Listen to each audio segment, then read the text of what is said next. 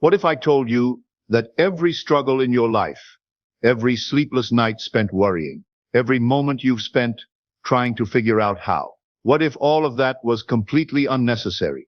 My friends, I want you to imagine for a moment that you've been carrying a heavy suitcase up a mountain, only to discover that there was an elevator all along. That suitcase is your overthinking mind. And the elevator? That's what I'm about to share with you today. You see, from the moment you could speak, you were taught that thinking harder would solve your problems. Your parents said, think before you act. Your teachers demanded, think critically. Society programmed you to believe that the mind is your greatest asset. But here's what they never told you.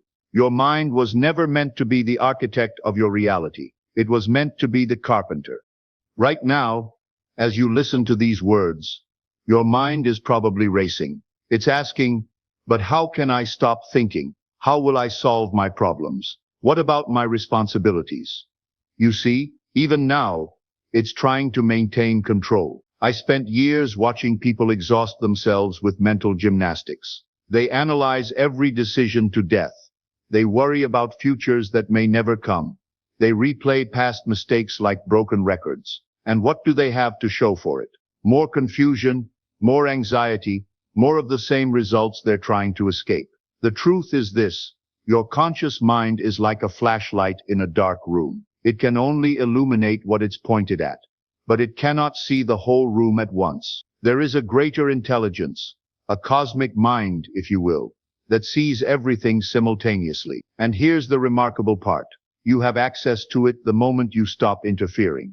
But before I tell you how to access this cosmic intelligence, let me ask you something that might disturb you. What if the very thing you think is helping you is actually the biggest obstacle to everything you want? I want you to consider something profound.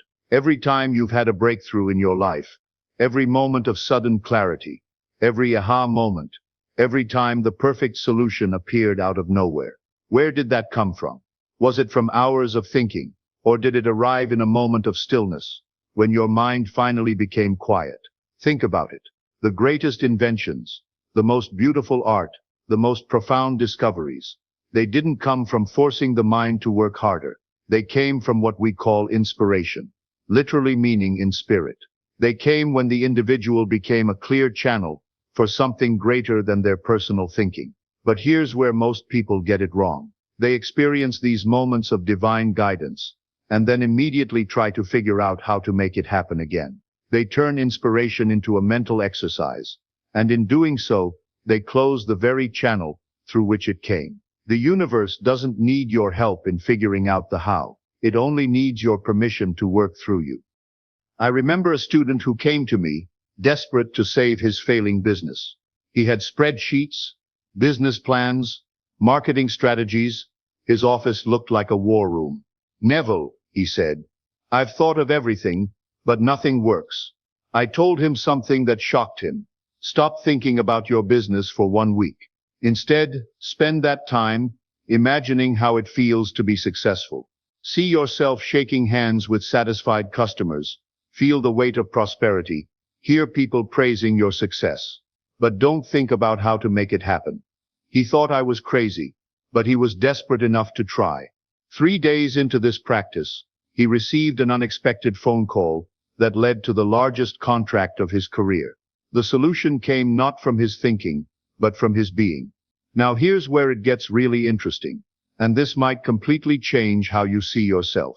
You are not who you think you are. The person you believe yourself to be is just a collection of past thoughts and experiences. But your true self, that's something entirely different. Your assumptions shape everything. Every experience in your life, every relationship, every opportunity, every setback is a direct reflection of what you assume to be true about yourself and your world. Not what you hope to be true, not what you think should be true, but what you actually assume in the depths of your being. Most people live unconsciously, allowing their assumptions to be shaped by external circumstances.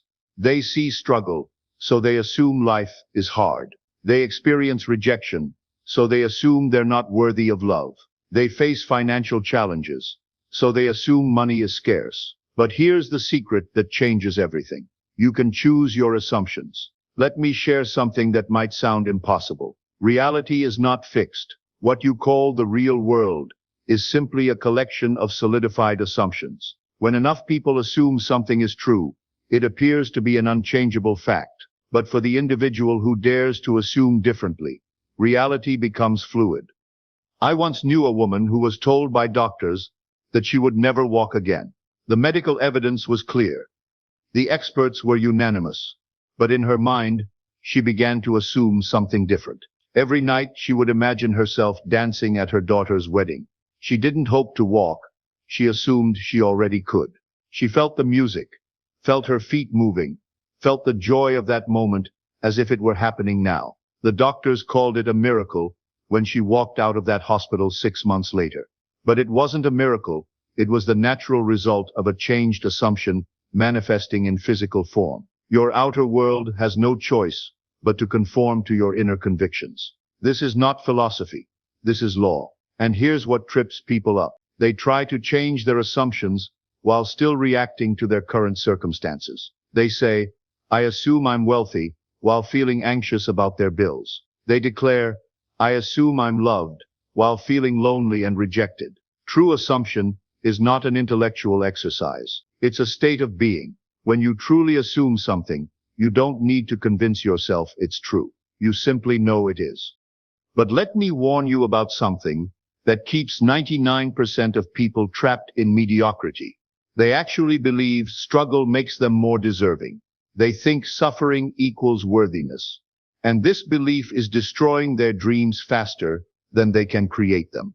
Society has sold you one of the greatest lies ever told, that you must struggle to succeed, that you must earn your good through hardship, that no pain, no gain is a universal truth. But this belief system is keeping you from the very things you desire most. Think about it. When you struggle for something, what are you really saying? You're saying that it's not naturally yours, that you're not worthy of it in your current state, that you must somehow prove yourself deserving. But the universe doesn't operate on a merit system. It operates on assumption and feeling. I've watched people work themselves to exhaustion chasing success, only to watch it slip through their fingers. I've seen others who barely lifted a finger receive abundance beyond measure. The difference wasn't in their effort. It was in their state of being. The person who struggles believes they are separate from what they desire. The person who receives knows they are one with it. When you release the need to struggle, something magical happens. You stop pushing against life and start flowing with it. You stop trying to force outcomes and start allowing them to unfold. You discover that the universe is not your adversary, it's your collaborator. But letting go of struggle requires tremendous faith. It means releasing control over the how and trusting that there's an intelligence far greater than your personal will, orchestrating everything perfectly. I remember teaching this principle to a man who had been unemployed for 2 years. He had sent out hundreds of resumes, attended countless interviews, networked until he was exhausted. Nothing worked. When I suggested he stop trying so hard and instead embody the feeling of already being employed, he almost laughed at me. Neville, he said, I can't just sit around doing nothing. I'm not asking you to do nothing, I replied. I'm asking you to stop doing the wrong thing. Instead of chasing jobs from a state of desperation, assume you already have the perfect position. Feel grateful for work you love. Imagine colleagues who respect you. Experience the satisfaction of meaningful contribution. Within 2 weeks, a former colleague called him out of the blue with an opportunity that exceeded everything he had been chasing. The job found him the moment he stopped desperately seeking it. Now, here's something that will probably shock you. The greatest power available to you is not in what you do, but in what you don't do. There's a force more powerful than all your efforts combined, and it can only be accessed in complete stillness. In our noisy, chaotic world, stillness has become a lost art. But within that stillness lies the greatest treasure, direct communion with the creative power of the universe itself. Most people are afraid of silence because in silence, they're forced to confront their own minds. They discover how chaotic their thoughts really are, how much fear and doubt they carry, how little control they actually have. So they fill every moment with noise, activity, distraction, anything to avoid the discomfort of facing themselves. But what they don't realize is that this avoidance is keeping them from their greatest power. In stillness, you stop being a reactor and become a creator. When your mind becomes quiet, something extraordinary happens. The same intelligence that orchestrates the movement of planets, that coordinates the migration of birds, that heals your body without your conscious involvement. That intelligence becomes available to guide your life. But you cannot access this guidance while your mind is churning with worry, plans, and analysis. Divine wisdom speaks in whispers, not shouts. It comes as gentle nudges, sudden knowings, moments of clarity that arise from nowhere. I've experienced this countless times, faced with what seemed like impossible situations. I've learned to go into the silence, not to think my way out of the problem, but to surrender it completely. And in that surrender, solutions appear that my thinking mind could never have conceived. The modern world teaches you that stillness is laziness, that if you're not constantly doing something, you're wasting time. But this is backward thinking. The most powerful action you can take is often no action at all. It's aligning yourself with the flow of life rather than fighting against it. True stillness is not the absence of activity. It's the presence of awareness. When you cultivate this inner stillness, your outer actions become incredibly effective. You stop wasting energy on unnecessary struggles. You begin to move with precision, guided by an intelligence that sees the whole picture while you can only see fragments. But here's something that might break your understanding of reality itself. Time, as you experience it, is an illusion. And once you understand this illusion, you can collapse years of waiting into moments of manifestation. The greatest secret I can share with you is this. Everything you desire already exists. Not in some distant future. Not as a possibility. It exists now, in this moment, in what we call the eternal present. Your mistake is thinking that you must wait for conditions to change before you can experience what you want. You believe that first you must work hard, then save money, then you can be wealthy. First you must meet the right person, then build a relationship, then you can experience love. First you must achieve success, then you can feel confident. But creation doesn't work that way. Creation works from the end, not toward it. Imagine that everything you desire has already happened. You already have the wealth, the love, the success, the health, whatever it is you seek. How would you feel right now? How would you walk? How would you speak? What thoughts would occupy your mind? The secret is to live from that end state now, before you see any evidence of it in your external world. This is not make-believe or positive thinking. This is understanding how reality actually operates.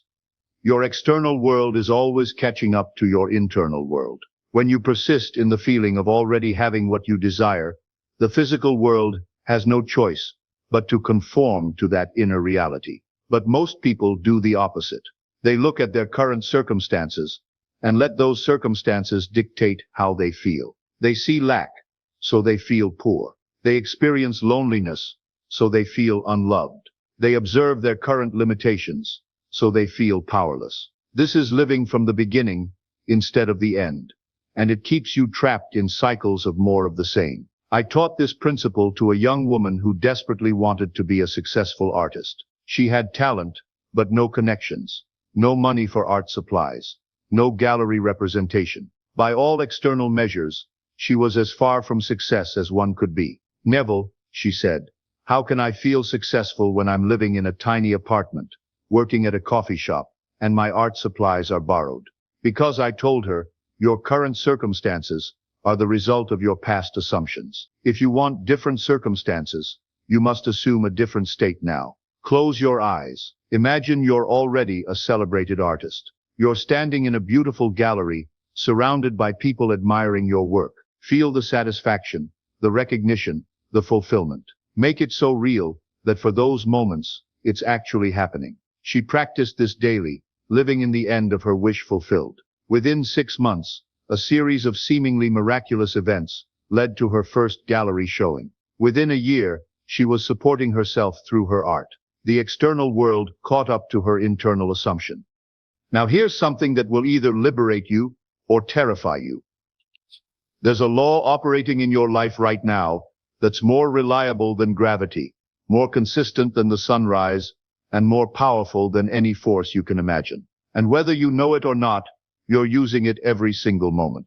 This law is always working. The law I speak of is this: you become what you assume yourself to be. This law is impersonal, impartial, and absolutely reliable. It doesn't care whether your assumptions are positive or negative, whether they serve you or limit you. It simply brings into manifestation whatever you persistently assume to be true. Right now, as you listen to these words, this law is working. Every thought you think, every belief you hold, every assumption you make is being impressed upon the creative power of the universe. And that power is shaping your tomorrow based on what you assume today. Most people are unconscious of this process. They think their thoughts don't matter, that their beliefs are private, that their assumptions have no real power. But nothing could be further from the truth.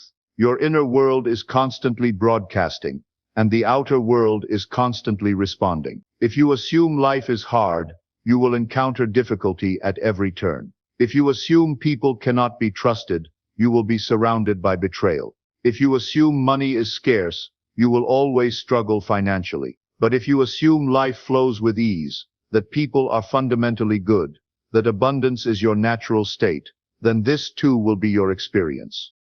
The law doesn't discriminate. It gives you exactly what you assume to be true.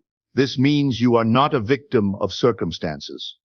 You are the creator of them. Every condition in your life is there, because at some level, you have assumed it to be true. This might be uncomfortable to accept, but it's also incredibly empowering, because it means you have the power to change everything simply by changing your assumptions. But here's where most people struggle. They want to change their assumptions while still holding on to their old identity. They want to assume they're wealthy while still thinking of themselves as poor. They want to assume they're loved while still believing they're unworthy. True transformation requires a complete shift of identity. You must be willing to let go of who you think you are to become who you desire to be. You must be willing to abandon familiar limitations to embrace unlimited possibility. I once worked with a man who had failed in business 3 times. He came to me convinced that he was just not cut out for success. His assumption was so strong that he unconsciously sabotaged every opportunity that came his way. The problem isn't your circumstances, I told him. The problem is your assumption about yourself. You've assumed you're a failure, and the law is faithfully giving you more failure. But what if you assumed something different? What if you assumed you were naturally successful, that everything you touched turned to gold? It took time to break down his old assumption and build a new one. But when he finally embodied the assumption of success, when he felt it in his bones rather than just thinking it in his head, everything changed. His 4th business venture exceeded his wildest dreams. And here's something that will shatter your understanding of what's possible. Scientists are now discovering what mystics have known for millennia. Reality is far more fluid than you've been taught. And you, my friend, are the one holding the paintbrush. What if I told you that modern quantum physics is proving everything I've been teaching you? Scientists have discovered that at the quantum level, particles exist in what they call superposition, meaning all possibilities exist simultaneously until an observer collapses them into a single reality. You are that observer. Every moment, you are collapsing infinite possibilities into your singular experience through the power of your focused attention and assumption. But here's what the scientists won't tell you, because they're still catching up to what we've always known. You don't need a laboratory to be a quantum physicist. You are already conducting the most important experiment in the universe, the experiment of your own life. Every assumption you make is like choosing which reality to collapse from the field of infinite possibilities. When you assume you are wealthy, you are selecting that reality from all the potential timelines available to you. When you assume you are loved, you are tuning into the frequency where that love already exists. This is why your imagination is so powerful. It's not just fantasy. It's your interface with the quantum field of pure potential. When you imagine something vividly, when you feel it as real, You are literally reaching into the field of possibilities and drawing that reality toward you.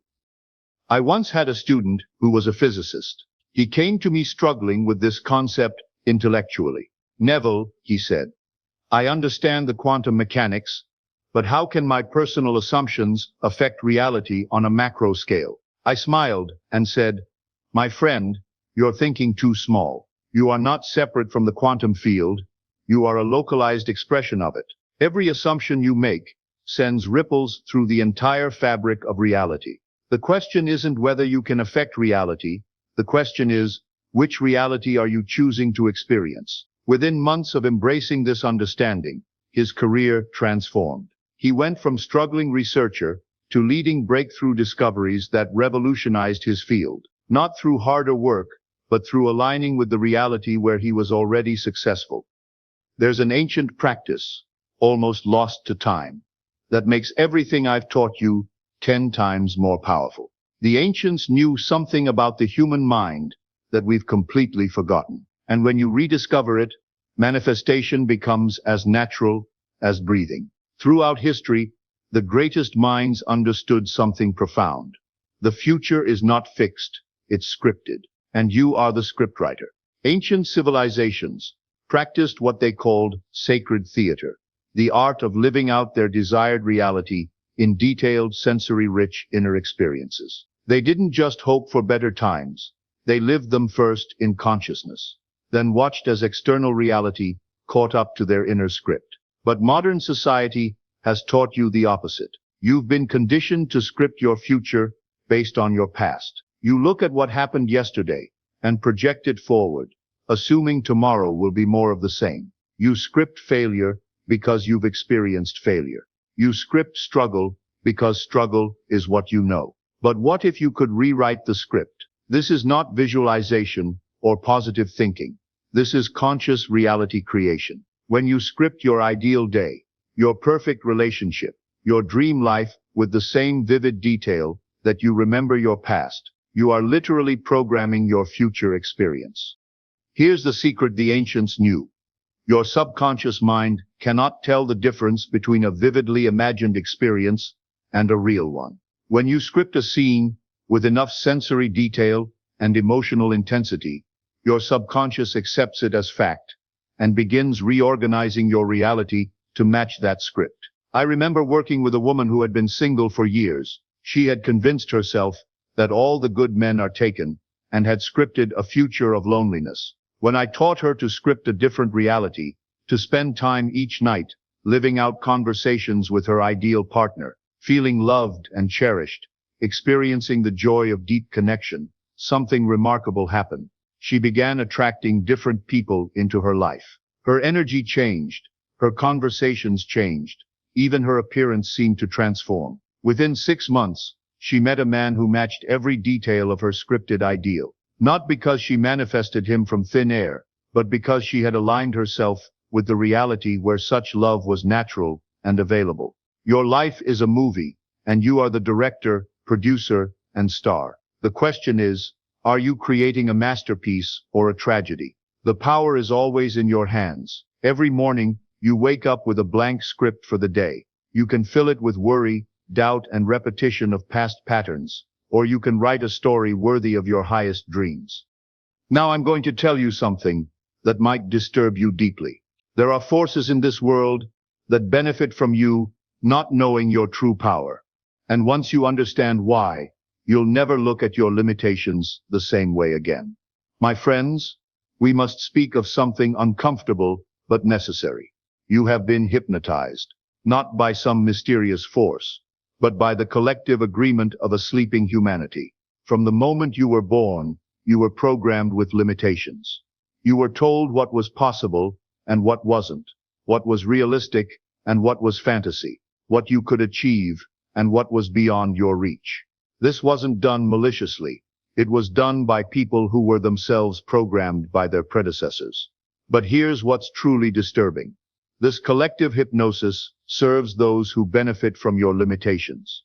When you believe you are powerless, you give your power away. When you believe you must struggle, you accept systems that profit from your struggle. When you believe scarcity is natural, You don't question why abundance is hoarded by so few. The greatest conspiracy is not hidden in secret meetings. It's hidden in plain sight as your own limiting beliefs. Think about it. What would happen if everyone suddenly realized they were creators of their own reality? What would happen if everyone understood that struggle is optional, that abundance is our birthright, that we don't need permission from any external authority to live our dreams? The entire structure of control would crumble overnight. This is why your awakening to your true power is not just personal. It's revolutionary. Every time you break free from a limiting belief, every time you prove that the impossible is possible in your own life, you weaken the collective hypnosis for everyone. I've seen this happen countless times.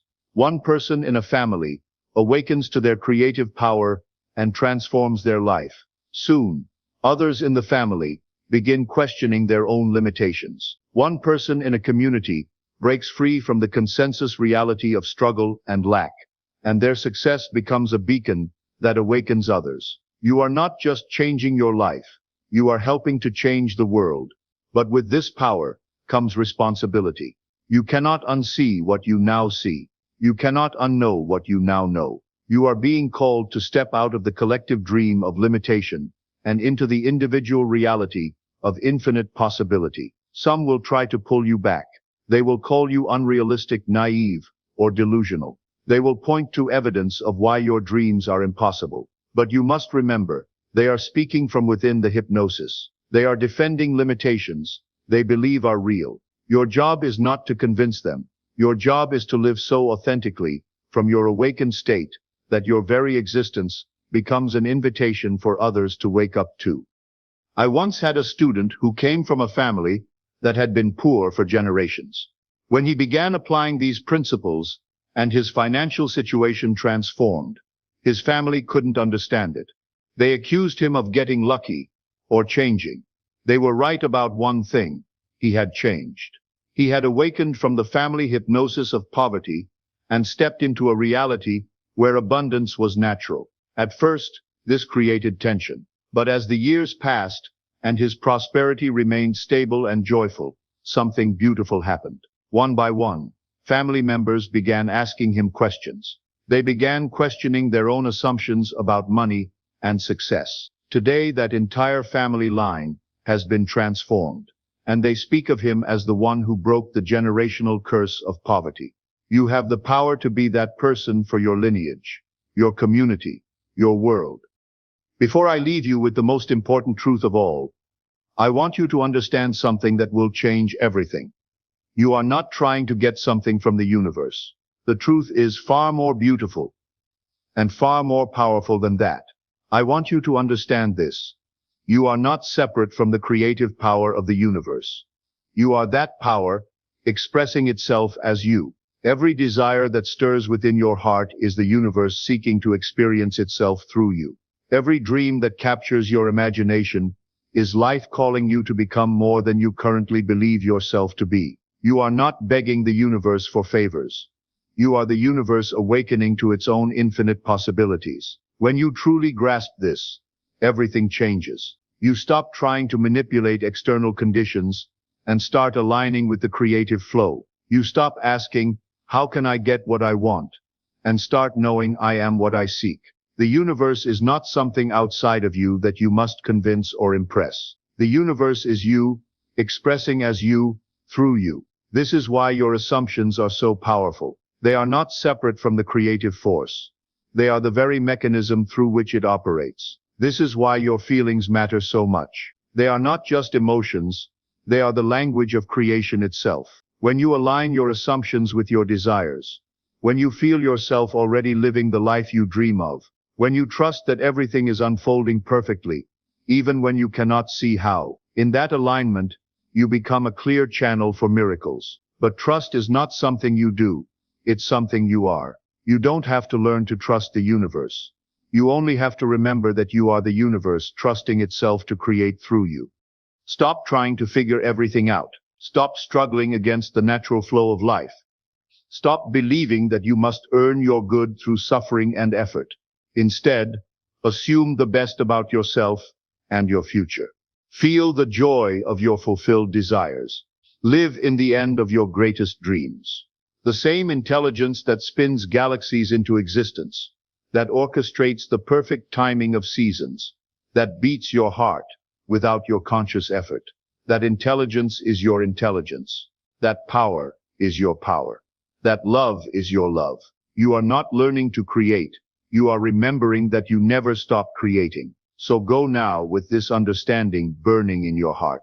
Every moment is a new opportunity to assume the best. Every breath is a chance to align with your highest vision. Every choice is an invitation to embody the truth of who you really are. The universe is not working against you. It is working as you. Trust it, because in trusting it, you are trusting yourself. And in that trust, all things become possible. Remember, you are the operant power. You are the creative force. You are the dreamer and the dream. Now go forth and create consciously. Thank you for taking this journey with me. If these words have touched something deep within you, if they have awakened a remembrance of your true power, then share this truth with others. The world needs more conscious creators, more individuals who understand their divine nature, more people living from the end of their highest vision. The universe is dreaming through you. Make it a beautiful dream.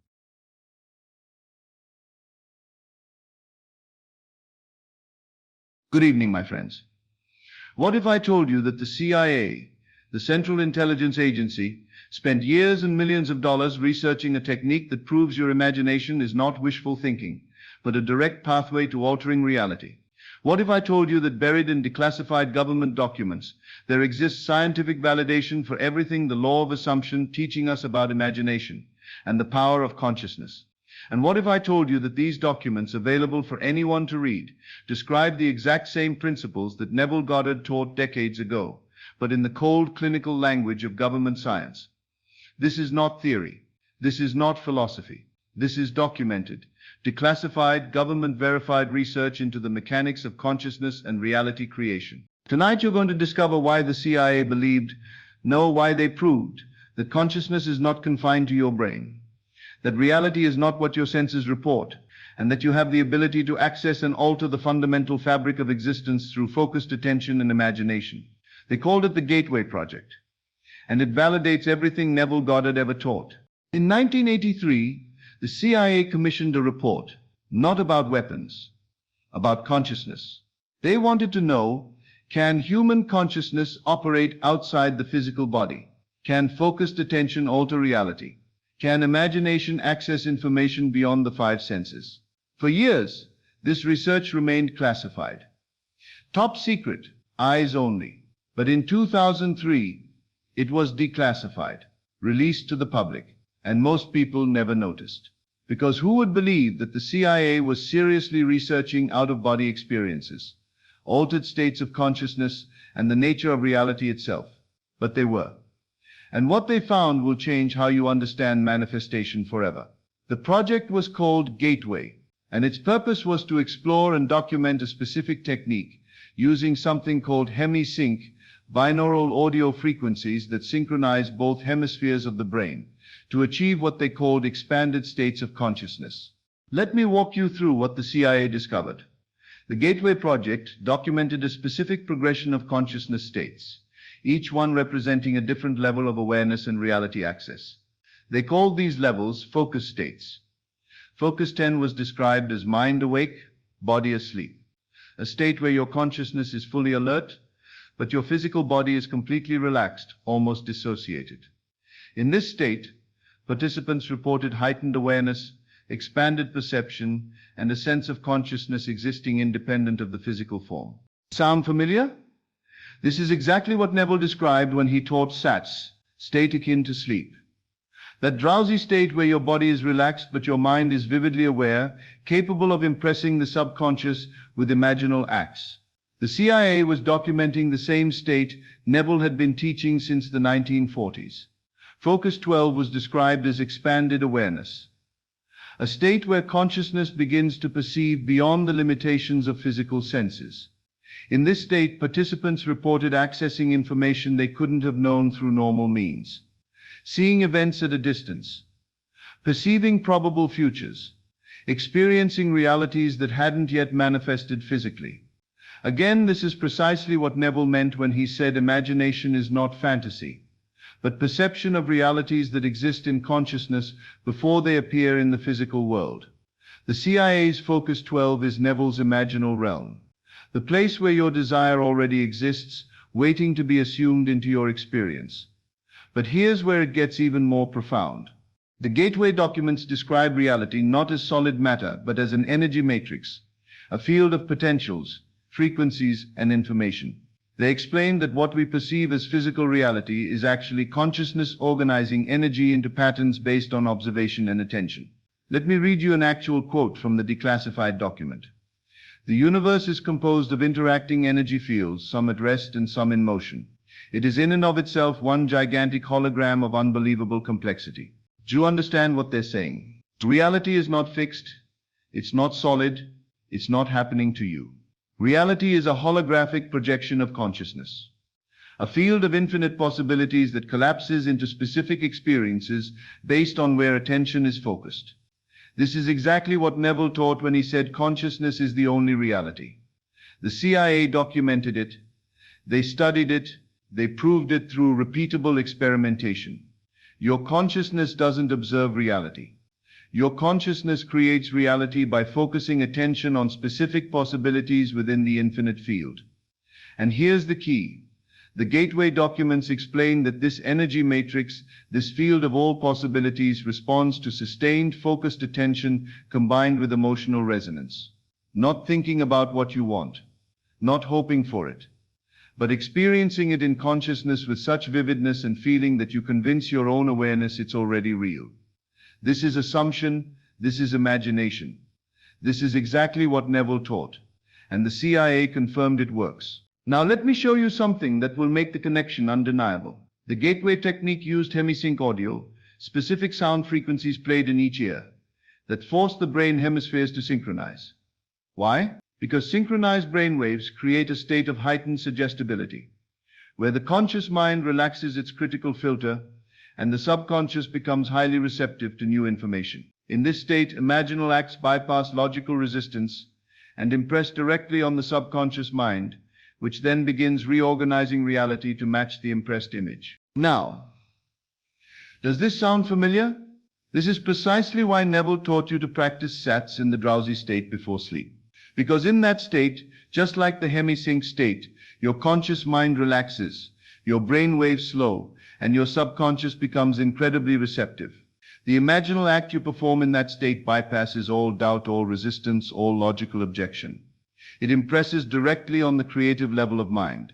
The CIA used technology to achieve what Neville taught you to achieve naturally, accessing the gateway state where consciousness can impress new patterns on the energy matrix of reality. Different methods, same gateway, same results. But the Gateway project went even further. They documented something called Focus 15, described as no time, a state where consciousness exists outside linear time, able to access past and future simultaneously. In this state, participants reported experiencing desired outcomes as if they had already happened, not imagining them as future possibilities, but remembering them as completed events. Do you see it? This is living from the end. This is Neville's core teaching. You don't imagine your desire as something coming in the future. You experience it in consciousness as already done, as a memory of something that has already occurred. And when you do this, when you occupy the state of the wish fulfilled so completely that it feels like a memory rather than a hope, you've collapsed the timeline. You've accessed Focus 15. You've moved outside linear time. You've selected the reality where your desire is already manifested and brought your awareness to that timeline. The CIA documented this. They proved participants could access information from timelines where events had already occurred differently than the current physical timeline. They proved that consciousness exists beyond time, that all possibilities exist simultaneously, and that focused attention determines which possibility you experience as your reality. This is quantum physics meeting ancient mysticism. This is science validating spirit, and it's exactly what Neville taught. Now let me connect another crucial piece. The Gateway documents explicitly state that consciousness is not produced by the brain. It's not confined to the physical body. It's not limited to the material world. They describe consciousness as existing in a non-physical energy matrix, a realm beyond the physical senses, where all information, all possibilities, all potentials exist simultaneously. And here's the critical part. They explain that this non-physical realm is more fundamental than physical reality.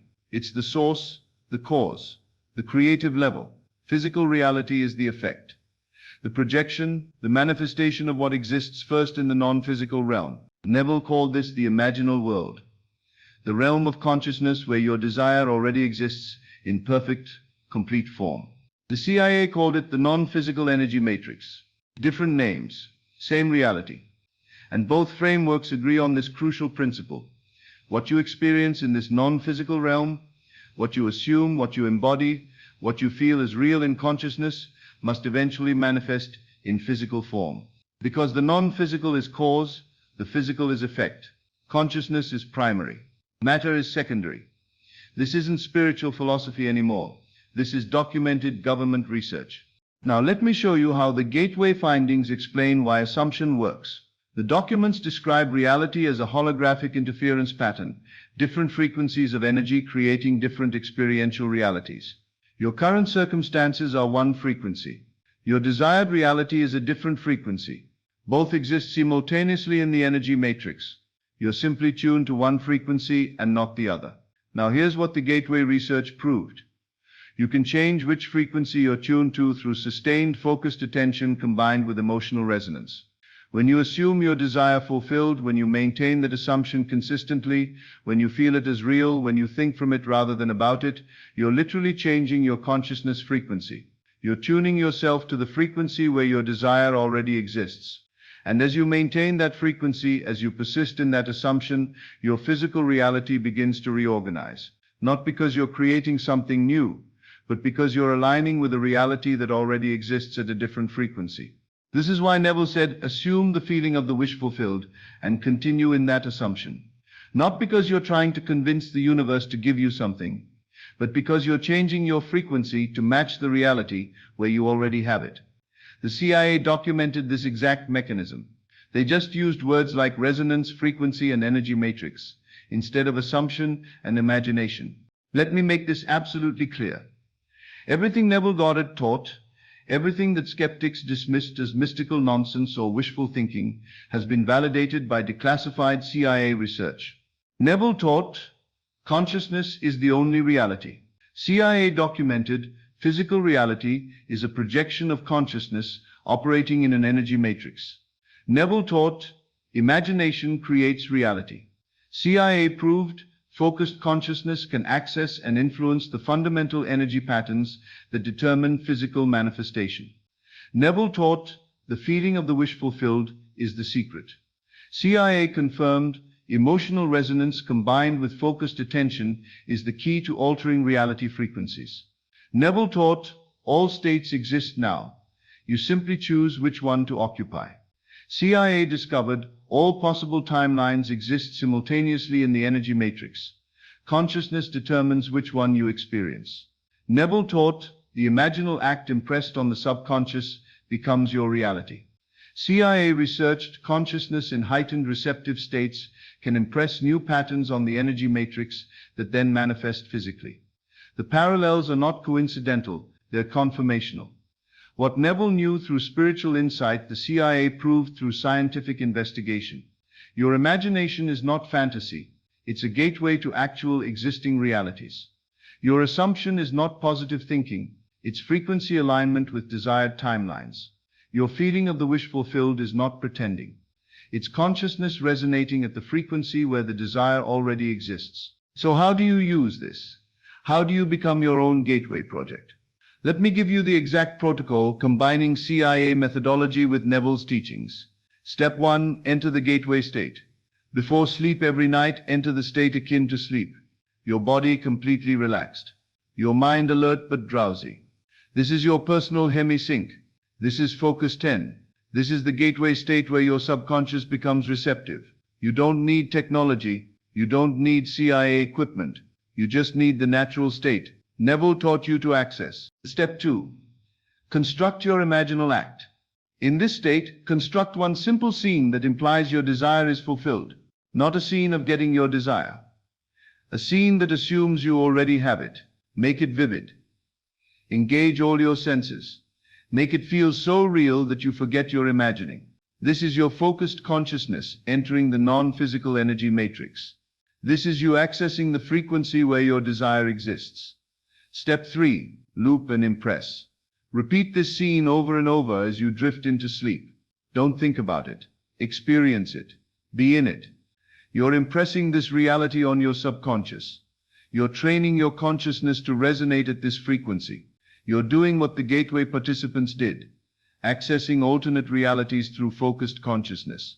But you're doing it naturally, powerfully, exactly as Neville taught. Step 4.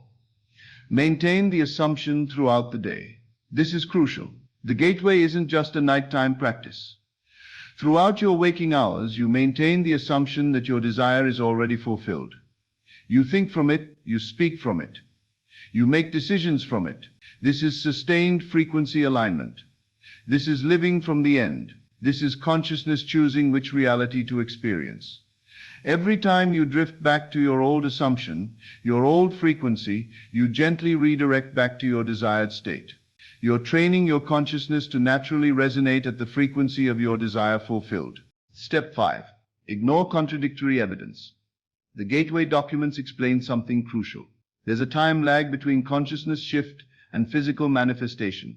When you change frequencies in consciousness, the physical reality takes time to reorganize and reflect the new frequency. During this time, you'll still see evidence of the old frequency, the old circumstances, the old reality. This is where most people fail. They see the unchanged circumstances and conclude it's not working, so they shift back to the old frequency. But Neville taught, and the CIA confirmed, that you must maintain the new frequency regardless of current physical evidence. The physical is always showing you your past frequency, your past assumptions, your past state. But as you persist in the new frequency, as you maintain your assumption despite appearances, the physical must eventually shift to match. For those of you who needed scientific proof, for those who struggled with faith, for those who wanted evidence that this isn't just spiritual fantasy, here it is. The CIA, the most secretive, most skeptical, most evidence-demanding organization in the world, spent years and millions of dollars researching consciousness. And they concluded, consciousness can access and influence reality beyond the physical senses. Focused attention combined with emotional resonance can alter the fundamental energy patterns that determine physical experience. They proved it, they documented it, they declassified it. Everything Neville taught is not just spiritual wisdom. It's verifiable, documented, scientifically observed reality mechanics. Your imagination is not wishful thinking. It's accessing the energy matrix. Your assumption is not pretending. It's frequency selection. Your feeling of the wish fulfilled is not fantasy. It's resonance with existing realities. The government proved it. Neville taught it. Now it's time for you to experience it. Tonight you have a choice. You can continue thinking of manifestation as some mystical, unreliable practice that sometimes works for lucky people. Or you can recognize that what you've been learning is documented, researched, government-verified science about how consciousness and reality actually operate. The gateway is real.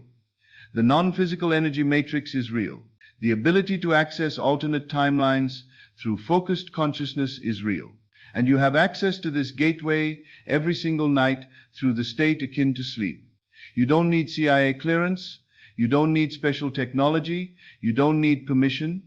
You just need to do what Neville taught. Enter the state, construct the scene, feel it real, maintain the assumption, persist until it hardens into fact. The CIA proved it works. Neville taught you how to do it. The only question is, will you actually apply it? My friends, the greatest secret has been hiding in plain sight. Not in mystical teachings that require faith, not in spiritual philosophies that demand belief, in declassified government documents, in scientific research, in repeatable documented experiments. Consciousness is the only reality. Imagination creates your experience. Assumption determines which timeline you live in. This is not belief. This is not hope. This is not faith. This is documented fact. So tonight, when you enter the state akin to sleep, know that you're not engaging in wishful thinking. You're accessing the gateway. You're entering the energy matrix. You're aligning with frequencies where your desire already exists. You're doing what the CIA proved was possible, what Neville taught was natural, what you were born to do. You are consciousness. You are the creator. You are the gateway itself. Use it. Thank you and good evening. This is Best of Lectures. I will see you in the next video. Good evening, friends. Tonight I want to speak to you about one of the most revolutionary concepts you will ever encounter. It's a principle that once understood and applied will transform your entire relationship with time, with desire, and with manifestation itself. The principle is this: live in the end. Live in the end. Now, what do I mean by this? Most people, when they want something, focus all their attention on the beginning, on the lack, on the wanting, on the hoping, on the trying. They live in the state of I want this, or I need that, or someday I will have. But I tell you tonight, this is exactly backwards. If you want to bring anything into your world, and I mean anything, you must live from the end of the desire fulfilled, not from the beginning of the wanting. You must assume the feeling of the wish fulfilled, and live as though it were already an accomplished fact. Listen carefully, for this bears repeating. You do not live in the hope of getting it. You do not live in the process of trying to get it. You live in the end, in the satisfaction, in the fulfillment, in the completion of having it already. Let me give you an example that will make this crystal clear. Suppose you desire a new home. Most people would spend their days looking at real estate listings, worrying about down payments, calculating mortgage rates, hoping they can afford it, trying to figure out how it will happen. All of this is living at the beginning of the desire, in the state of wanting and not having. But to live in the end means something entirely different. It means you go to sleep each night feeling yourself in that home. You feel the satisfaction of ownership. You imagine walking through your rooms, cooking in your kitchen, relaxing in your living room. You don't wonder if you'll get it. You feel the contentment of already having it. You live from the assumption that it's already yours. A gentleman came to me last year with exactly this situation. He had been house hunting for 2 years with no success. Every offer was rejected. Every possibility fell through. Neville, he said, I've tried everything. Nothing works. I said to him, you've been living at the wrong end of your desire. You've been living in the wanting, not in the having. That very night I instructed him to stop looking at houses, stop calculating finances, stop worrying about the how. Instead, I told him to spend 10 minutes each night lying in bed, imagining himself already living in his perfect home. Feel yourself turning the key in your own front door, I said. Smell the coffee brewing in your own kitchen. Feel the satisfaction of being exactly where you belong. 3 weeks later, through a series of events he could never have orchestrated, he found and purchased the perfect home at a price he could easily afford. This is the power of living in the end. When you truly live from the feeling of the wish fulfilled, you compress time itself. You bring the future into the present moment. But why does this work? Because, my friends, there is no tomorrow. There is no future moment when you will finally be happy, finally be fulfilled, finally have what you want. There is only now, only this eternal moment. When you live in the end, you recognize that what you desire already exists. It exists now in this very moment. As a state of consciousness, you can enter. Time, as we experience it in this world of Caesar, is an illusion. In consciousness, all things exist simultaneously. The beginning and the end are one. When you desire something, that thing already exists as a completed fact in the eternal now. Your job is not to create it. Your job is to claim it by living in the consciousness of already having it. Most people make the mistake of trying to live in the end, while simultaneously watching the world of appearances for confirmation. They'll spend a few minutes imagining their desire fulfilled, then spend the rest of the day looking around saying, but I don't see it yet. Where is it? Why hasn't it appeared? This is not living in the end. This is living in doubt with occasional visits to the end. To truly live in the end means to maintain that state of fulfilled desire as your dwelling place, regardless of what your physical senses are telling you. Let me share another example. A young lady came to me desperate to marry a particular man. She had been in love with him for years, but he showed no interest in her romantically. She had tried everything, making herself more attractive, being available, dropping hints. Nothing worked. I said to her, stop trying to get him to love you. Instead, live in the state of being his beloved wife. She looked at me as if I had lost my mind. But Neville, she said, we're not even dating. That, I replied, is irrelevant. In consciousness, you can be his wife right now. Feel what it feels like to wear his ring. Imagine falling asleep beside him each night. Feel the security and joy of being completely loved by him.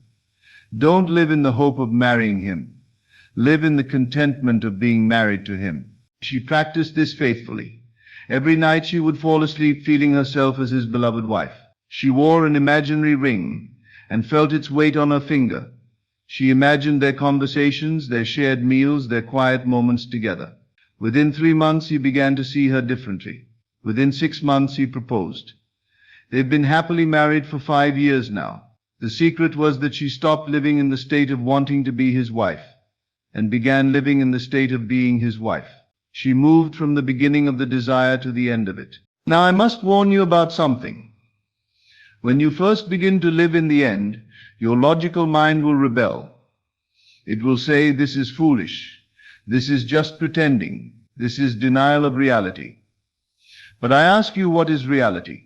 Is reality what your physical senses perceive in this moment? Or is reality the eternal truth of what already exists in consciousness? I tell you that your desire fulfilled is more real than the circumstances that seem to contradict it. Your desire fulfilled exists as an eternal fact in the mind of God. The circumstances you see with your physical eyes are temporary shadows that must change to conform to the reality you're living in consciousness. Living in the end is not pretending. It's not positive thinking. It's not hoping or wishing or trying. It's a complete assumption of the state of consciousness that corresponds to your desire fulfilled. It's living as if you already have it, because in the only reality that matters, consciousness, you do already have it. But here's what many people struggle with. How do you live in the end when everything around you seems to contradict it? How do you feel wealthy when your bank account says otherwise? How do you feel loved when you're alone? How do you feel successful when you're currently struggling? The answer is practice. Persistent, faithful practice. You must train your imagination to dwell in the state of the wish fulfilled until that state becomes natural to you. Start with short periods, just a few minutes each day, where you completely inhabit the feeling of your desire fulfilled. Gradually extend these periods until living in the end becomes your natural state of being. Remember, you're not trying to convince yourself that you have something you don't have. You're recognizing that in the realm of consciousness, the only realm that matters, you already possess everything you could ever desire. You're simply aligning your awareness with this eternal truth. A businessman once asked me, Neville, how can I live in the end of being successful when my business is failing? I said to him, success is not a future event. It's a present state of consciousness. Right now, in this moment, you can feel successful. You can think as a successful man thinks. You can carry yourself as a successful man carries himself. He protested, but my bills are unpaid. My customers are leaving. My profits are down. I replied, those are the conditions that brought you to seek a different state. They are not permanent facts about you. They are temporary conditions that must change when you change your state of consciousness. I instructed him to spend time each day feeling completely successful. Not trying to become successful, but feeling the satisfaction of already being successful. How would you feel, I asked him, if your business was thriving beyond your wildest dreams? Feel that now. Not tomorrow, not when conditions change, but now. He did this faithfully, and within a few months his business had completely turned around. New opportunities appeared, old customers returned, profits soared. The external change followed the internal change, as it always must. This is why I emphasize, live in the end. Don't live in the process. Don't live in the struggle. Don't live in the hope of getting. Live in the satisfaction of having. Live in the joy of being. Live in the fulfillment of your completed desire. When you truly live in the end, something magical happens. You stop being anxious about your desire because you're no longer waiting for it. You already have it. You stop being desperate because desperation comes from lack, and you're living in fulfillment. You stop trying to force things to happen because you know they've already happened in the realm of consciousness, and the physical world has no choice but to conform. Let me tell you about a young man who wanted to be a successful actor. He had been in New York for 3 years, waiting tables and going to auditions with no success. He came to my lectures feeling defeated. "Neville," he said, "I'm ready to give up and go home." I said to him, "Don't give up. Instead, change your approach entirely. Stop living in the struggle of trying to become an actor. Start living as a successful actor." Every night I told him to imagine himself on stage, receiving applause, feeling the joy of doing what he loved for a living. I told him to feel the satisfaction of being recognized for his talent, the security of steady work, the fulfillment of living his dream. "But I haven't booked a job in months," he said. "I have no reason to feel successful." I replied, "You have every reason. In consciousness, you are already the successful actor you desire to be.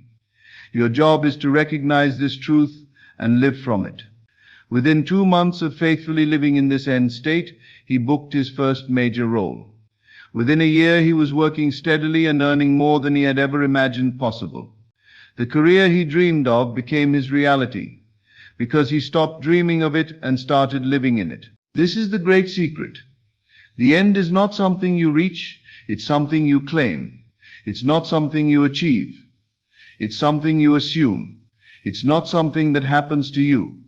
It's something you recognize has already happened in the eternal now of consciousness. When you live in the end, you discover that there never was a journey from here to there. There was only the journey from one state of consciousness to another.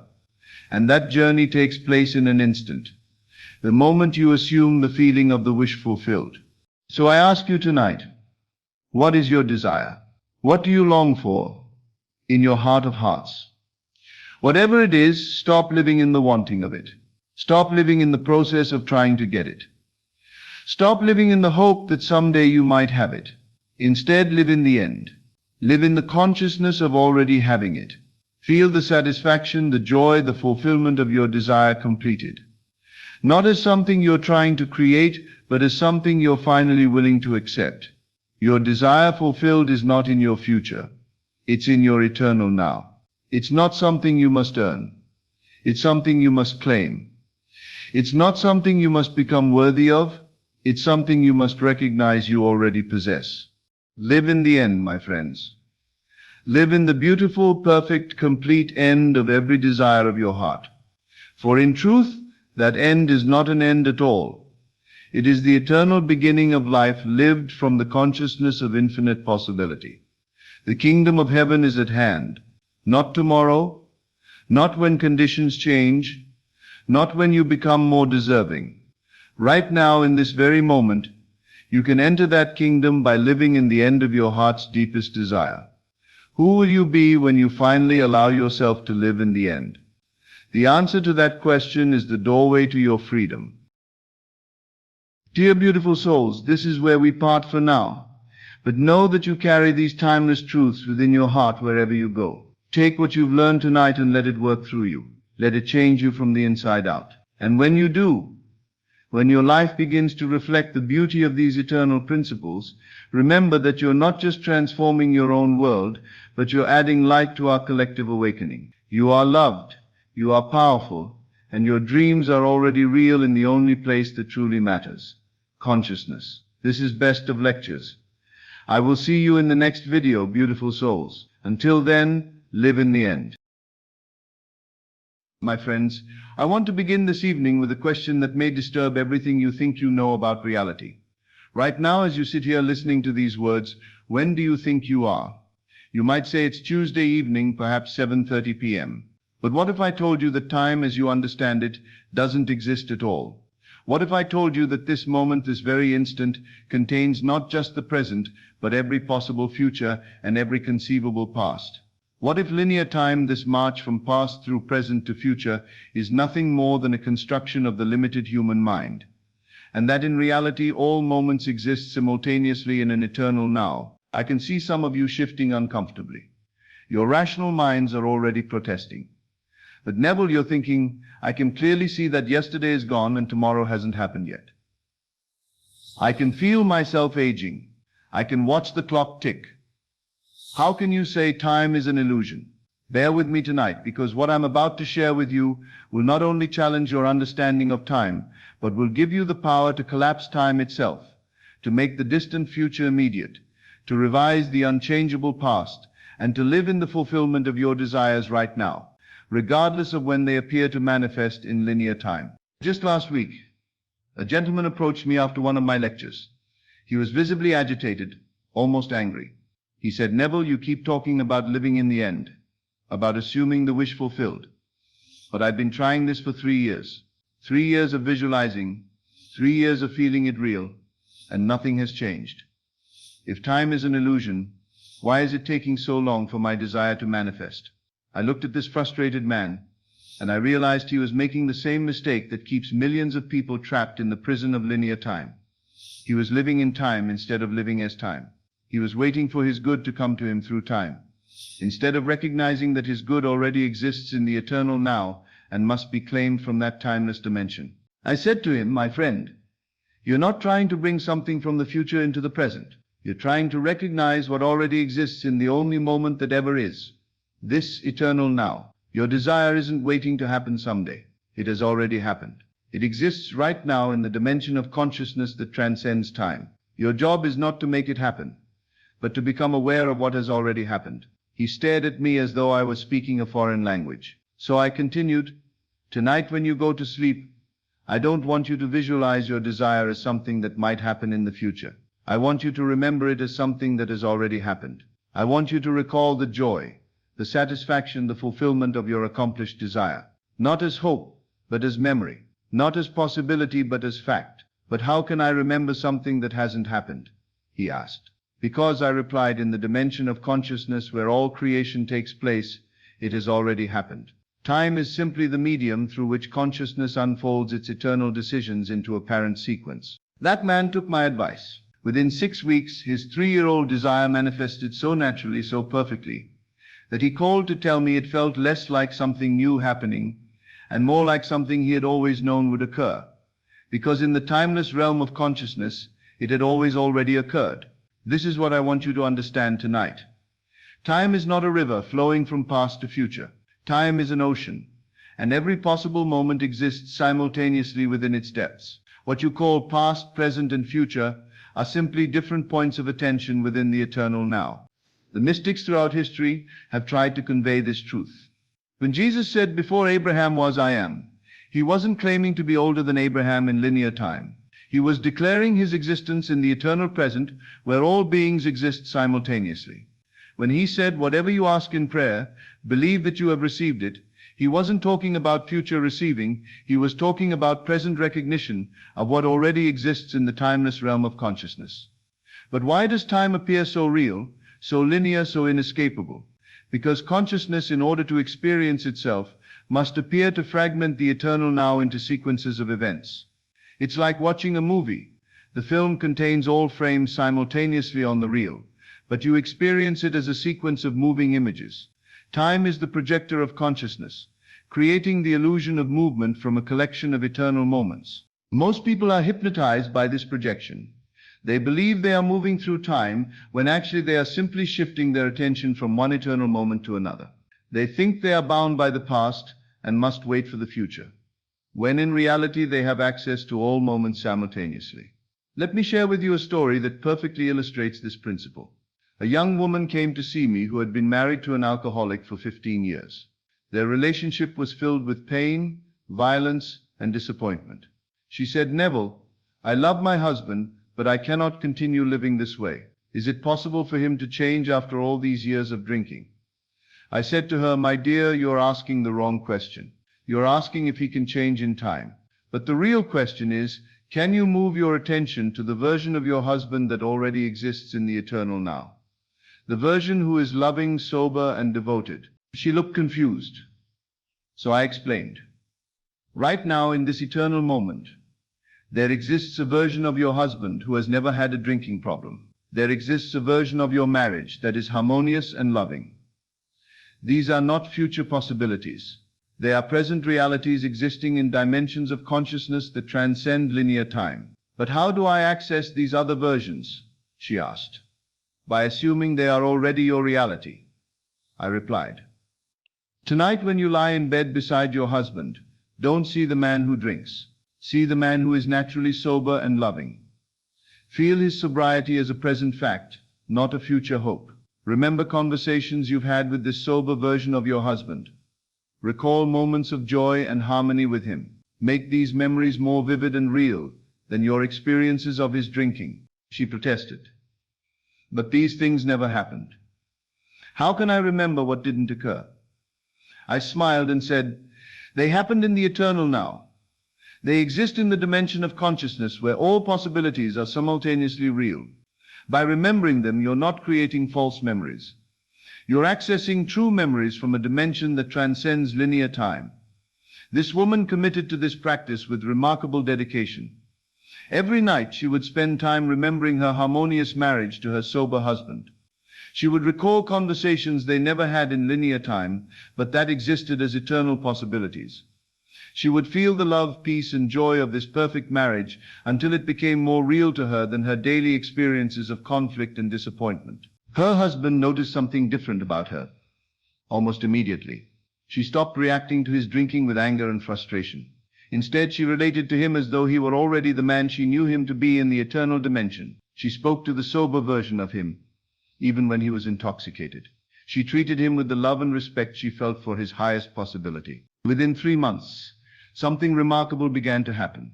Her husband started drinking less without any external pressure or intervention. Within 6 months, he had stopped drinking entirely and began expressing a love and devotion she had never experienced from him before, except in her timeless memories of their perfect marriage. Had she changed the past? Had she created the future? No. She had accessed a version of reality that already existed in the eternal now, and claimed it as her experience by living from it rather than waiting for it. This is the secret of transcending time. You don't move through time to reach your desires. You move your attention through dimensions of consciousness where your desires already exist as accomplished facts. Think about this deeply.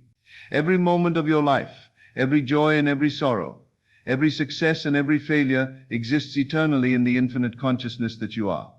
The moment of your birth exists right now. The moment of your greatest triumph exists right now. The moment when all your dreams are fulfilled exists right now. Linear time is simply your point of attention moving through these eternal moments, like a flashlight beam moving across a vast landscape that exists completely independent of where the light happens to be pointing. But here's the revolutionary truth. You can direct that beam of attention. You can choose which moments to illuminate with your awareness. You can skip over the difficult passages and focus on the triumphant ones. You can even go backward and revise moments that seem to be fixed in the past. Let me tell you about a man who understood this principle so deeply that he literally changed his personal history. He came to me as an elderly gentleman, filled with regret about his relationship with his deceased father. They had been estranged for the last 20 years of his father's life, and the old man died without them ever reconciling. "Neville," he said, "I carry such guilt and sorrow about this. I said terrible things to my father in anger.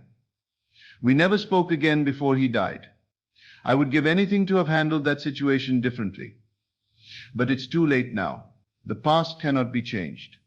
I said to him, "My friend, the past exists right now as vividly as the present. In the eternal dimension of consciousness, your father is still alive, your relationship with him is still fluid, and reconciliation is still possible. Not as a future event, but as a present reality that you can access by shifting your attention." He looked at me skeptically, but I continued. "Tonight I want you to go back to that moment of conflict with your father, but this time experience it differently. Instead of saying the hurtful things you actually said, Speak to him with love and understanding. Feel his embrace, hear his forgiveness, experience the reconciliation you wished had happened. But that's not what really occurred, he protested. It's not what occurred in one dimension of time, I replied. But in the eternal now, all possibilities exist simultaneously. By experiencing the reconciliation, you're not changing the past. You're accessing a version of the past that already exists in the timeless realm of consciousness. This gentleman, desperate for peace, committed to this practice. Every night, he would revisit that fateful conversation with his father. But each time he would experience it as it should have been, filled with love, understanding, and mutual forgiveness. He made these revised memories so vivid and real that they began to feel more true than his original memories of conflict. Something extraordinary began to happen. The guilt and regret that had plagued him for decades began to dissolve. He started remembering other moments with his father differently too. Moments that had seemed negative in his memory began to reveal hidden layers of his father's love and care.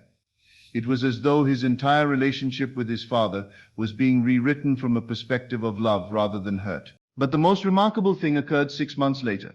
While going through some old family documents, he discovered letters his father had written but never sent. Letters expressing deep regret about their estrangement and profound love for his son. In these letters, his father had essentially said everything that the son had imagined him saying in their revised conversations. Had these letters existed all along in linear time? Yes. But until the son shifted his consciousness about their relationship, he was unable to discover them. By revising the past in consciousness, he had gained access to evidence of love that had always existed, but had been invisible to him from his former state of consciousness. This is how consciousness transcends time. It doesn't change what happened.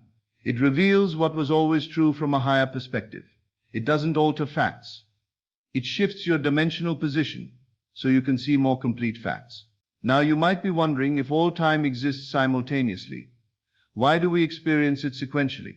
Why don't we perceive all moments at once? The answer is both simple and profound. Consciousness experiences itself sequentially in order to experience itself at all. If you were aware of all moments simultaneously, you would be aware of nothing specifically. It's like trying to listen to all music at once. You would hear only noise. By focusing on one moment at a time, consciousness can savor each experience, learn from each situation, and grow through each challenge. But the sequential experience of time is a choice, not a limitation. You can learn to shift your attention through time more deliberately, more consciously. You can spend more time experiencing moments of joy and fulfillment, and less time dwelling in moments of lack and limitation. This is what I call time selection. Just as you might select which radio station to listen to, you can select which moments of your eternal existence to experience most vividly. I knew a woman who had been struggling financially for years. Every day she experienced the stress of not having enough money, the anxiety of unpaid bills, the limitation of financial lack. She was trapped in a cycle of temporal experiences that seemed to confirm her poverty. I said to her, in the eternal now there exists a version of you that is financially abundant. There exists a moment where you receive the check that changes everything. A moment where you realize you have more than enough. A moment where you feel completely secure and prosperous. These moments exist right now, as real as any other moment in time. But I've never experienced these moments, she said. Then let's experience them now, I replied. Close your eyes and remember the day you received financial abundance. Feel the relief, the joy, the security. Make it so real that your body responds as though it's actually happening right now. At first, she struggled with this exercise because her mind kept insisting that these moments had never occurred. But gradually she learned to enter these eternal moments of abundance as real experiences rather than imaginary hopes. Something remarkable began to happen. As she spent more of her conscious attention in moments of financial fulfillment, these moments began to appear more frequently in her linear experience of time. Unexpected checks arrived. New opportunities emerged. And within a year she had achieved the financial security she had been experiencing in her timeless meditations. This is the practical application of understanding time as illusion. You don't wait for good things to happen to you through time. You access the eternal moments where these good things already exist and spend your conscious attention there until linear time conforms to your eternal experience. Now I want to be very clear about something important. Understanding time as illusion is not about escaping from your responsibilities in linear time. You still need to pay your bills, keep your appointments, and honor your commitments in the sequential world. But you can do all of this from an awareness of your eternal nature rather than from the anxiety of temporal limitation. When you know that all time exists simultaneously, you stop rushing anxiously toward the future and stop being imprisoned by the past. You begin to live from a center of eternal presence that transcends both memory and anticipation. This doesn't mean you become passive or irresponsible.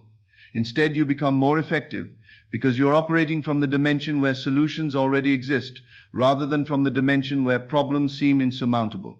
Think about this. Every problem you've ever faced was solved the moment it appeared, somewhere in the infinite dimensions of consciousness. Every question you've ever asked was answered simultaneously with the asking. Every desire you've ever had was fulfilled in the same eternal instant it was born. Your experience of time, delay between problem and solution, between question and answer, between desire and fulfillment, is simply the sequential unfolding of what already exists complete in the eternal now. When you understand this, you stop struggling against time and start collaborating with eternity. You stop trying to force outcomes and start recognizing what already is. You stop waiting for your good to come and start claiming your good that already exists. But how do you practically apply this understanding? How do you live from eternity while appearing to exist in time? First, you must develop what I call eternal thinking. Instead of thinking from the perspective of linear time, I hope this will happen. I'm afraid this might occur. I wish the past had been different. You begin to think from the eternal now. This is already accomplished. This has always been true. This exists right now in perfect form. Second, you must practice temporal flexibility. Instead of being rigidly committed to one timeline, you become fluid in your movement through different moments of possibility. You can access moments of health when your body appears sick, moments of abundance when your bank account appears empty, moments of love when your relationships appear strained. Third, you must cultivate eternal memory. You begin to remember not just what happened in linear time, but what exists in eternal time. You recall the moments of your fulfilled desires, the experiences of your perfect relationships, the reality of your ideal circumstances. Not as fantasies, but as memories of eternal truths. Let me share one final story that will illustrate all of these principles working together. A young man came to me who had been rejected by every medical school he applied to. His dream of becoming a doctor seemed impossible. His grades weren't perfect, his test scores were marginal, and he had no influential connections. The linear timeline seemed clear. Medical school was not in his future. But I taught him to think eternally rather than temporally. I said, in the eternal now, there exists a moment where you receive your acceptance letter, a moment where you take your oath as a doctor, a moment where you heal your first patient. These moments are as real right now as any moment you've ever experienced. He learned to live from these eternal moments of medical success. Every day he would spend time in the consciousness of him as a doctor, remembering his medical training, recalling his successful practice, experiencing the fulfillment of serving as a healer. But here's the crucial part. He didn't just daydream about being a doctor someday. He accessed the eternal reality, where he already was a doctor, and lived from that truth. He thought like a doctor, spoke like a doctor, carried himself like a doctor, not pretending to be something he wasn't, but expressing something he eternally was. So tonight I want you to examine your relationship with time. Are you living as a prisoner of linear sequence, believing that your good must come to you through the slow march of days and years? Or are you ready to claim your inheritance as a being of eternal consciousness with access to all moments simultaneously? Your desires exist right now. Your perfect health exists right now. Your ideal relationships exist right now. Your financial abundance exists right now. Your creative fulfillment exists right now. Not as future possibilities, but as present realities in the eternal dimension of consciousness that you are. Stop waiting for time to bring you what you want, and start accessing the eternal moments where you already have everything you desire. Stop being a victim of temporal sequence, and start being a master of eternal selection. Time is not your master. You are the master of time. You are not moving through time. You are consciousness itself, eternal and ever-present, temporarily focusing attention on sequential moments for the joy of experience and growth. Remember, the eternal now contains all possibilities. Which possibility will you choose to experience? Which moment will you select as your reality? Which version of your eternal story will you claim as true? The choice is always yours. And the choice is always now, not in linear now, but in eternal now, where all choices exist simultaneously and all outcomes are immediately accessible. You are timeless beings playing in the illusion of time. Play consciously, play joyfully, play from the knowledge of your eternal nature. Thank you and good evening. This is Best of Lectures. I'll see you in the next video. My dear friends, tonight, I want to share with you something that will revolutionize your understanding of wealth itself. What if I told you that right now, as you listen to these words, your imagination is already constructing the bridge between your current state and the abundance you seek? What if the very restlessness you feel, the dissatisfaction with your present circumstances, is not a curse, but a divine signal that your consciousness is expanding beyond its current limitations? You see, we live in a world of infinite possibilities, yet most of us remain imprisoned by the evidence of our senses. We look at our bank accounts, our circumstances, our apparent limitations, and we conclude that wealth is for others, never for us. But I am here tonight to tell you that this is the grandest illusion of all. The truth is this: wealth is not something you acquire. It is something you assume. It is not a destination you reach. It is a state of consciousness you inhabit. And if you have been feeling stirrings within you, if you have been experiencing certain signs and sensations, then I tell you now that your imagination is already preparing the way. But here's what most people miss. And this is crucial. The signs of approaching wealth are not what you think they are. They're not found in your external world first. They begin in the invisible realm of imagination, in the depths of your consciousness, long before they manifest in your physical experience. Let me share with you the sacred signs that indicate your consciousness is shifting toward wealth, toward abundance, toward the life you were meant to live. The first sign, and perhaps the most misunderstood, is what I call divine discontent. You begin to feel restless in circumstances that once seemed acceptable. The job that once provided security now feels like a prison. The routine that once brought comfort now stirs an inexplicable unease within you. But here's what's fascinating. This is the exact same feeling that every wealthy person experienced before their breakthrough. They all felt this divine stirring, this holy dissatisfaction with mediocrity. Most people resist this feeling. They try to silence it, to return to their former comfort. They medicate it with distractions, numb it with routine, or worse, they judge themselves for feeling ungrateful. But I tell you this, that discontent is not your enemy. It is your salvation. It is consciousness itself, stirring within you, preparing to expand beyond its current boundaries. Think of it this way. When you outgrow your clothes, they become uncomfortable. The discomfort isn't a punishment, it's evidence of growth. In the same way, when your consciousness outgrows your current circumstances, those circumstances become uncomfortable. Suddenly, you can't stay in that job that once felt stable. You can't remain in environments that drain your energy. You sense a calling for something more, even if you can't yet define what that more is. When you feel this divine discontent, you are like a seed that has been planted in the darkness of the earth. The seed must crack open, must break apart from what it was, before it can become what it is meant to be. This breaking is not destruction, it is transformation. And here's the secret that changes everything. The moment you stop resisting this discontent and begin to embrace it as a sign of your expanding consciousness, you align yourself with the very force that creates worlds. Consider the story of every great fortune. They all began with someone who could no longer tolerate their current reality. They felt the divine discontent, and instead of silencing it, they listened to it. They understood that comfort is the enemy of growth, and that God, your own divine consciousness, will disturb your peace to shift your direction.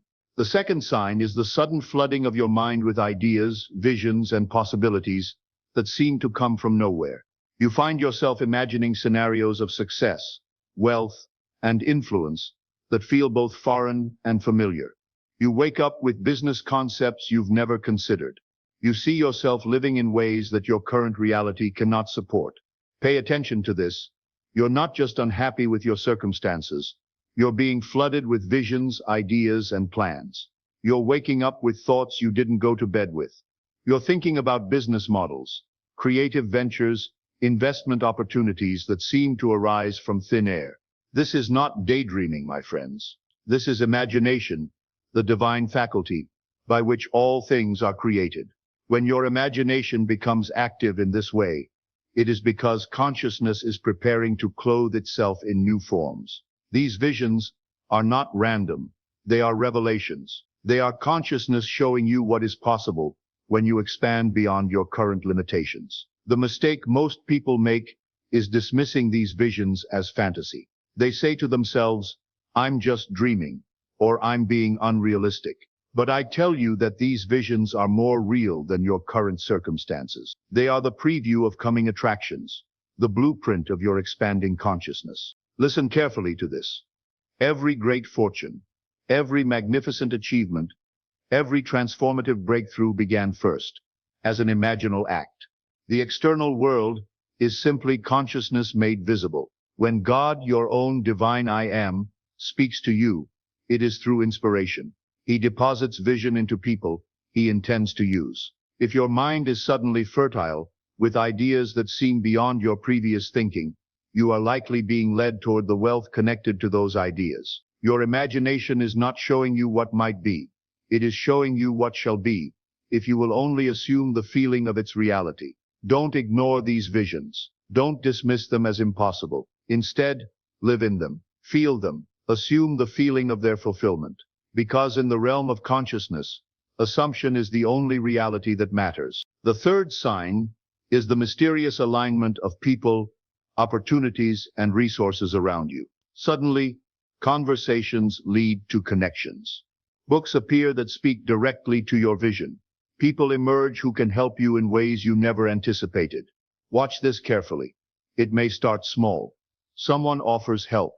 An old contact reconnects. You discover a podcast, a book, or a mentor that speaks directly to your situation. Doors start opening where once you saw only walls. This is not coincidence.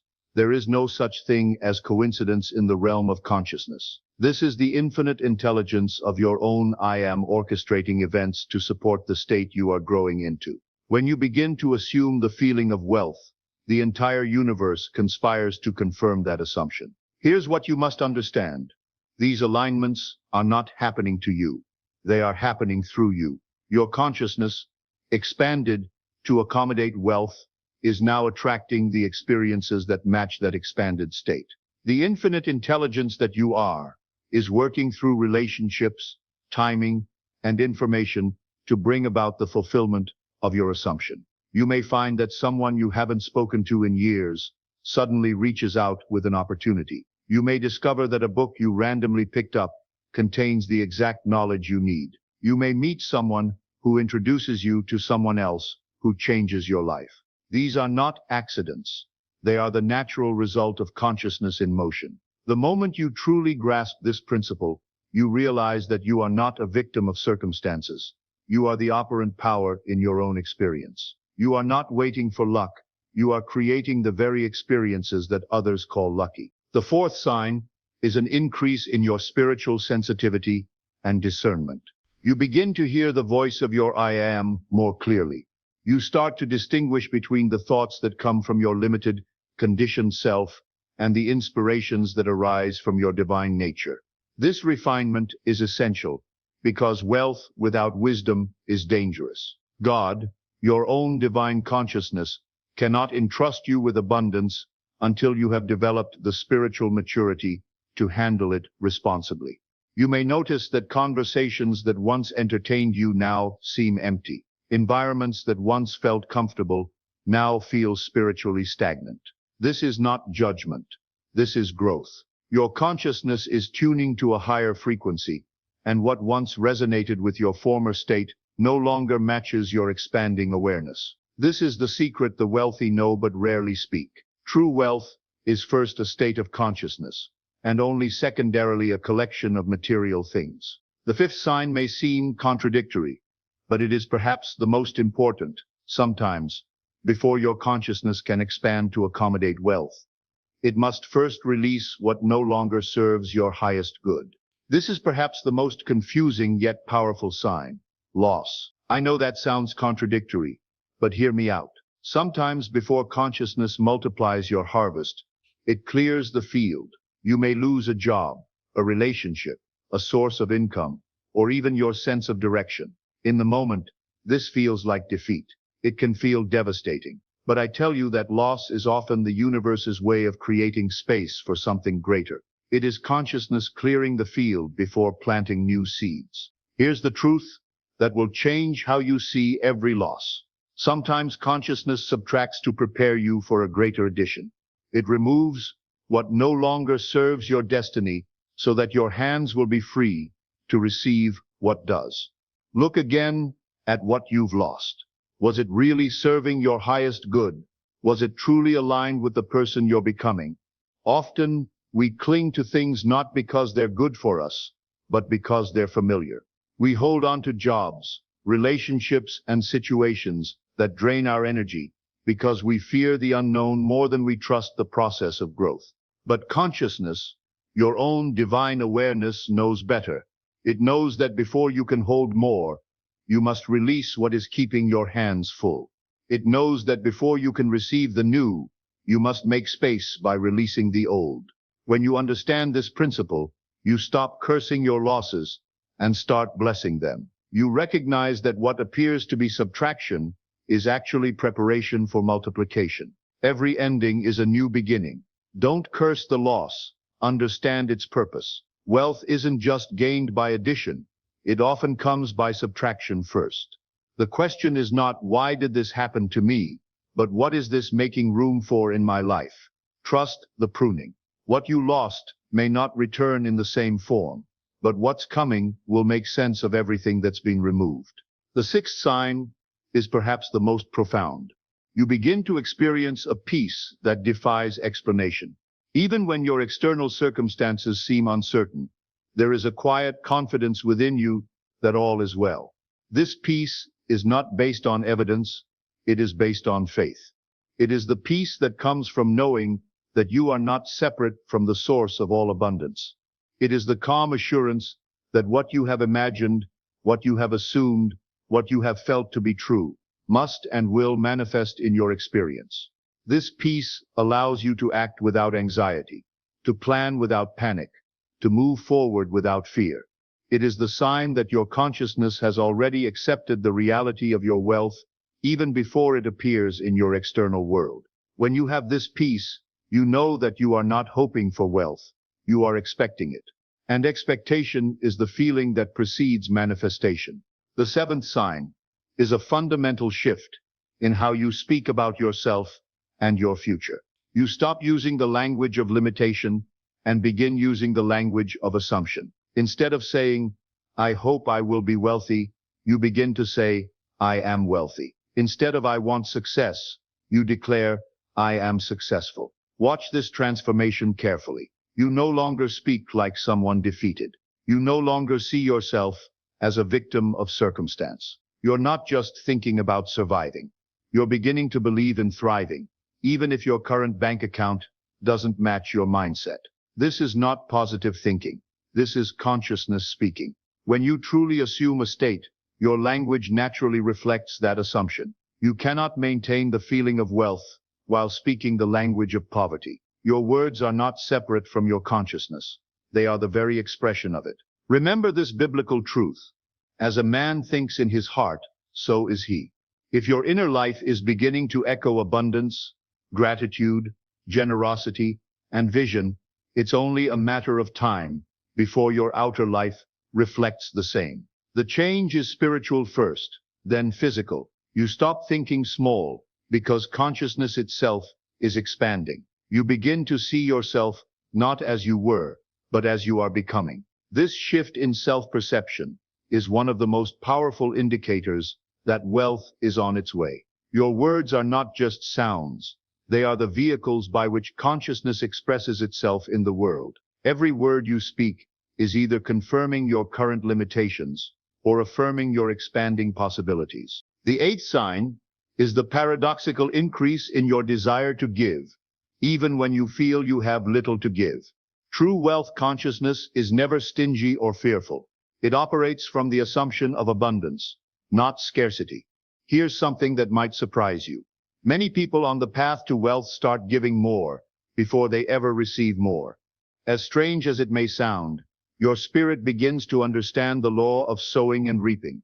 When you begin to feel wealthy in consciousness, you naturally want to share that wealth. You understand that giving is not loss, it is circulation. It is the way consciousness expands and expresses itself through you. You no longer cling tightly to every dollar. You start blessing others, giving without fear, because your heart trusts that what you release returns to you multiplied. This generosity is not calculated.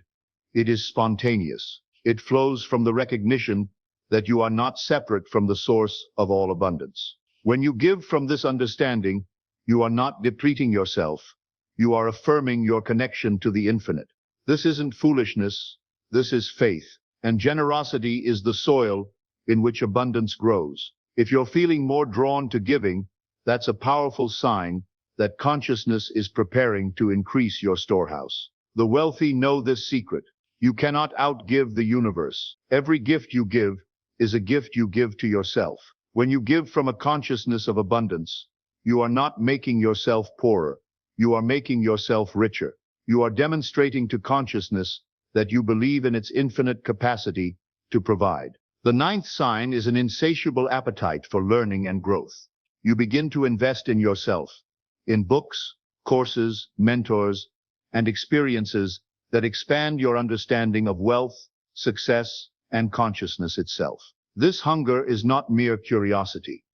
It is consciousness preparing itself for greater expression. You cannot maintain a state of wealth consciousness without constantly expanding your understanding of what wealth means and how it operates. The knowledge you seek is not just practical, it is spiritual. You want to understand not just how to make money, but how to live as a wealthy person. You want to know not just the techniques of success, but the consciousness that underlies all success. Remember, wealth is not something you get, it is something you become, and becoming requires constant growth and expansion. The 10th sign is the development of an inner strength that allows you to persist through challenges that would have previously defeated you. You find yourself able to do things that once seemed impossible, to continue when others would quit, to maintain your vision when others lose faith. And here's what's remarkable. Suddenly, things that once overwhelmed you now inspire you. You find strength where you used to find excuses. You stop procrastinating. You start showing up early, staying late, doing more. This strength is not human willpower. It is divine power flowing through you. It is the power of consciousness itself, expressing through your assumption of wealth. When you truly believe in your heart that you are wealthy, you find the strength to act like a wealthy person, even when the evidence suggests otherwise. That strength isn't just coming from you. It's flowing through you. That's consciousness equipping you. When it calls you into wealth, it also clothes you with the capacity to chase it. This strength manifests in many ways. The courage to start a business, the persistence to complete a project, the faith to invest in yourself, the determination to overcome obstacles. It doesn't mean the journey will be easy, but it does mean you'll be empowered. You'll find grace to do hard things that once seemed impossible. This is the strength that builds empires, creates fortunes, and transforms lives. And it is available to you right now, in this moment, if you will only assume it. Here is a fundamental principle that most people do not understand. Consciousness always creates the vision before it releases the provision. You will see the dream before you see the dollars. You will feel the calling before you touch the cash. You will have the idea before you have the income to fund it. This is not a flaw in the system. It is the system. Vision builds faith, and faith is the bridge between consciousness and manifestation. If you had all the resources from the beginning, you would not need to exercise faith. You would not need to grow. You would not need to expand your consciousness. And while that might feel frustrating or even unfair, it is actually a divine pattern. It's how consciousness works, not to confuse you, but to prepare you. Think about every major figure who was blessed with wealth and influence. Each one received a vision before they received the resources. The pattern is consistent: vision first, provision later, and in between those two, there is a process, a period of preparation and testing. The gap between your vision and your current reality is not a problem to be solved. It is a space to be filled with faith, assumption, and persistent imagination. That gap is where the magic happens. That gap is where consciousness transforms itself into form. If you've ever been given a vision that felt too big for your current reality, you're in good company. Consciousness doesn't give small visions because it's not small. The gap between your vision and your reality is not a sign that you're wrong. It's a sign that you're called. Many people wait for money to start moving, but in the kingdom of consciousness, movement often precedes money. Consciousness looks for people who act on the vision before it's fully resourced. That's how it measures faith, and faith is what activates favor. Every moment you spend faithfully imagining your vision is a moment you spend building the bridge between where you are and where you are going. My friends, what I have shared with you tonight is not theory. It is the law of consciousness itself. These signs are not random occurrences. They are the natural result of consciousness expanding beyond its current limitations. But here is the most important truth of all. You do not need to wait for these signs to appear. You can create them right now through the power of assumption. You can assume the feeling of wealth, and that assumption will create the very signs I have described. When you assume the feeling of wealth, when you live in your imagination as if you were already wealthy, your consciousness has no choice but to conform to that assumption. The external world, being simply consciousness made visible, must reflect what you have assumed to be true. Tonight, as you listen to these words, you stand at a crossroads. You can continue to live from your current limitations, or you can step into the assumption of wealth. You can remain bound by the evidence of your senses, or you can live from the truth of your imagination. But let me warn you, signs are not the destination. They are the invitation. You must respond. When consciousness gives you a vision, you must act. When it opens a door, you must walk through it. When it sends the right people, you must listen. The choice is yours, and it is the most important choice you will ever make. Because the moment you choose to assume wealth consciousness, the entire universe begins to reorganize itself to support that assumption. Heaven provides the opportunity, but you must take the responsibility. Faith without works is dead. The signs are the spark, but the fire is your responsibility. So I ask you tonight, what will you do with the signs? Will you continue to doubt them, or will you discern them? Will you ignore the small whispers, or will you follow them into fullness? I leave you with this promise. If you will assume the feeling of wealth, if you will live in your imagination as if you were already wealthy, if you will persist in this assumption despite the evidence of your senses, then wealth must manifest in your experience. We are entering a time where those who walk in faith and obedience will see unprecedented favor. I don't say that to excite you. I say that because it's happening all around the world. People are being awakened to new purpose, new ventures, new visions, and those who listen and move will be the stewards of this new wave of wealth. This is not hope. This is law. This is not wishful thinking. This is the way consciousness works. You are not a victim of circumstances. You are the operant power in your own experience. If you're hearing this, you are not disqualified. Your past does not cancel your promise. Consciousness does not call the qualified. It qualifies the called. And if you're seeing these signs, you are being called.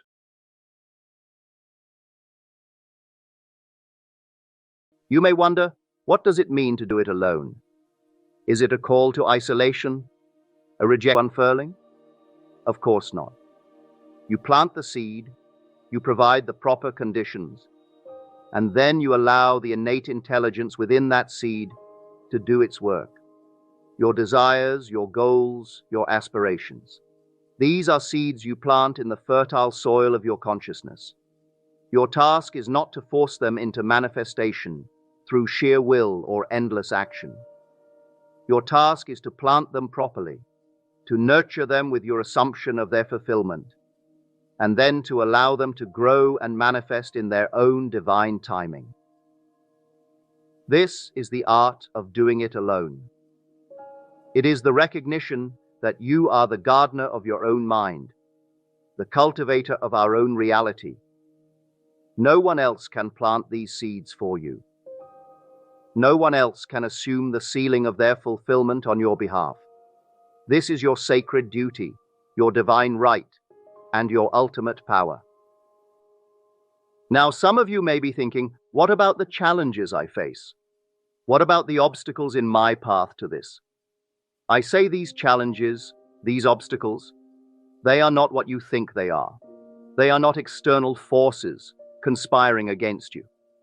They are not proof of your limitations or your unworthiness. No, my dear friends, these challenges are invitations. They are calls to go deeper into yourself, to strengthen your conviction, to purify assumption.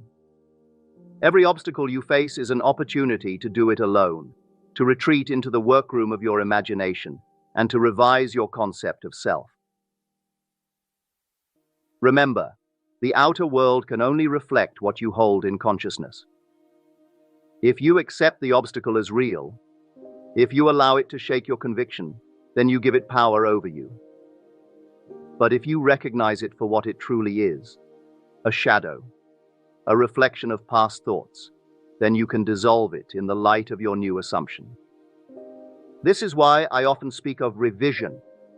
When you face a challenge or encounter an undesirable circumstance, do not accept it as final.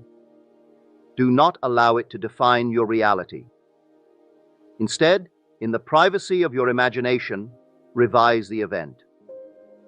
See it unfolding as you would have preferred. Feel the relief, the joy, the satisfaction of this revised version. You might ask, but how can I revise something that has already happened? And to this, I say time is an illusion.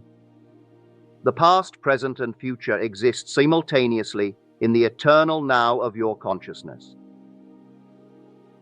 When you revise an event in your imagination, you are not changing the past in a linear sense. You are selecting a different version of events from the infinite possibilities that exist in the dimension of consciousness. This is the power of doing it alone. In the solitude of your mind, you can revise any event, reshape any circumstance, and redefine any aspect of your life. The outer world, bound as it is to reflect your inner state, must then rearrange itself to match your new assumption. But let us delve even deeper into this concept of doing it alone. It is not merely about manifesting specific desires or revising unwanted events. It is about a fundamental shift in your understanding of who and what you are. You see, when I speak of doing it alone, I am pointing you towards the realization of your true identity. You are not the limited mortal creature you appear to be. You are not defined by your circumstances, your past, or the opinions of others. You are, in truth, the very essence of creation itself, temporarily focused into this particular point of view. This is why no one else can do it for you. This is why all the self-help books, all the motivational seminars, all the well-meaning advice from friends and family are potentially useful, can never be the source of your transformation. They can point the way, they can offer techniques and insights, but the actual work, the sacred labor of consciousness, can only be done by you alone. Now, let us consider how this principle of doing it alone applies to your relationships with others. Some of you might worry that this teaching promotes selfishness or isolation. Nothing could be further from the truth. When you learn to do it alone, when you recognize your own divine nature, you become capable of truly loving others. You see, most human relationships are based on need, on the belief that we are incomplete without the other. We seek in others. It is not a failure of your creative power. It is simply a reflection of some aspect of your consciousness. Your actions become more fluid, more natural. You no longer have to think about every little movement. The music simply flows through you. This is how manifestation works when you truly understand the principle of doing it alone. You don't force the outer actions. You change your inner state, and the appropriate actions flow naturally from that state. But there's an even deeper truth here, my dear friends. As you advance in your understanding and application of these principles, you may find that less and less outer action is required. For when you are truly aligned with your desire and consciousness, the entire universe moves to bring about its manifestation. This is what I mean when I say that creation is finished. All possible states, all possible versions of reality already exist in the dimension of consciousness. Your task is not to create these realities, but to select and animate the one you desire through your assumption and feeling. This selection, this animation happens within you. It is a solitary act, a sacred communion between you and the infinite possibilities that exist within you. This is why no one else can do it for you. This is why you must do it alone. But remember, doing it alone does not mean you are separate or isolated from the world around you. Quite the opposite. When you master the art of doing it alone, you realize your oneness with all of creation. You understand that the entire universe is yourself pushed. Good evening, my friends. Tonight I want to share with you something that most teachers of this law will never tell you. Not because they wish to withhold it from you, but because they themselves have not discovered it. It is a technique so simple, so profound, so radically different from everything you have been taught, that when you truly grasp it, you will never approach manifestation the same way again. You see, for years, I have taught you about living in the end. I have told you to assume the feeling of your wish fulfilled, to sleep in the state of your desire realized. And this is true. This is the foundation. This works. But tonight I want to reveal to you something that goes even deeper. Something that penetrates consciousness in a way that future imagining cannot. I call it the technique of the thankful past. Let me show you what most of you are doing wrong. Even when you think you are doing everything right. When you desire something, where do you place it in your mind? You project it into the future. When I have money, I will be happy. When I meet my love, I will be fulfilled.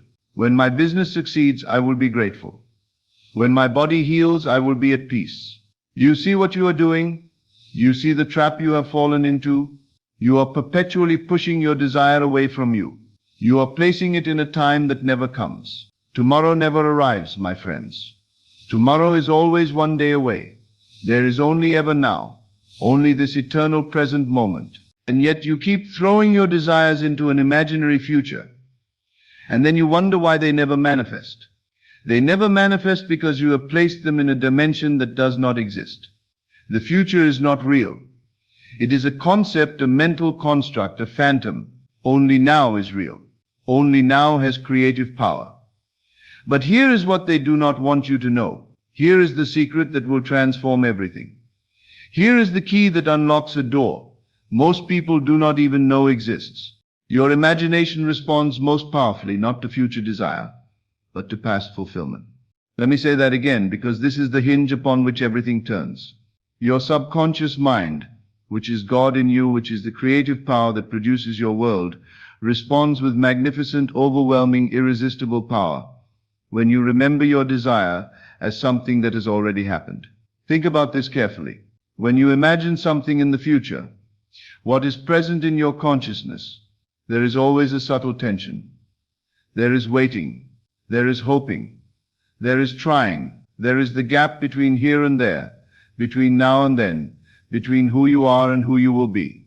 There is separation. There is time. There is distance. But when you remember something from the past, everything changes. When you recall a memory, there is a certainty, a completeness, a naturalness that requires no effort at all. There is no trying. There is no hoping. There is no waiting. It simply is. It is done. It is finished. It is behind you. Think about your most cherished memory right now. Perhaps a moment of joy from your childhood. Perhaps a triumph you experienced years ago. Perhaps a moment of love that is now gone but lives forever in your heart. When you recall it, do you have to try to believe it happened?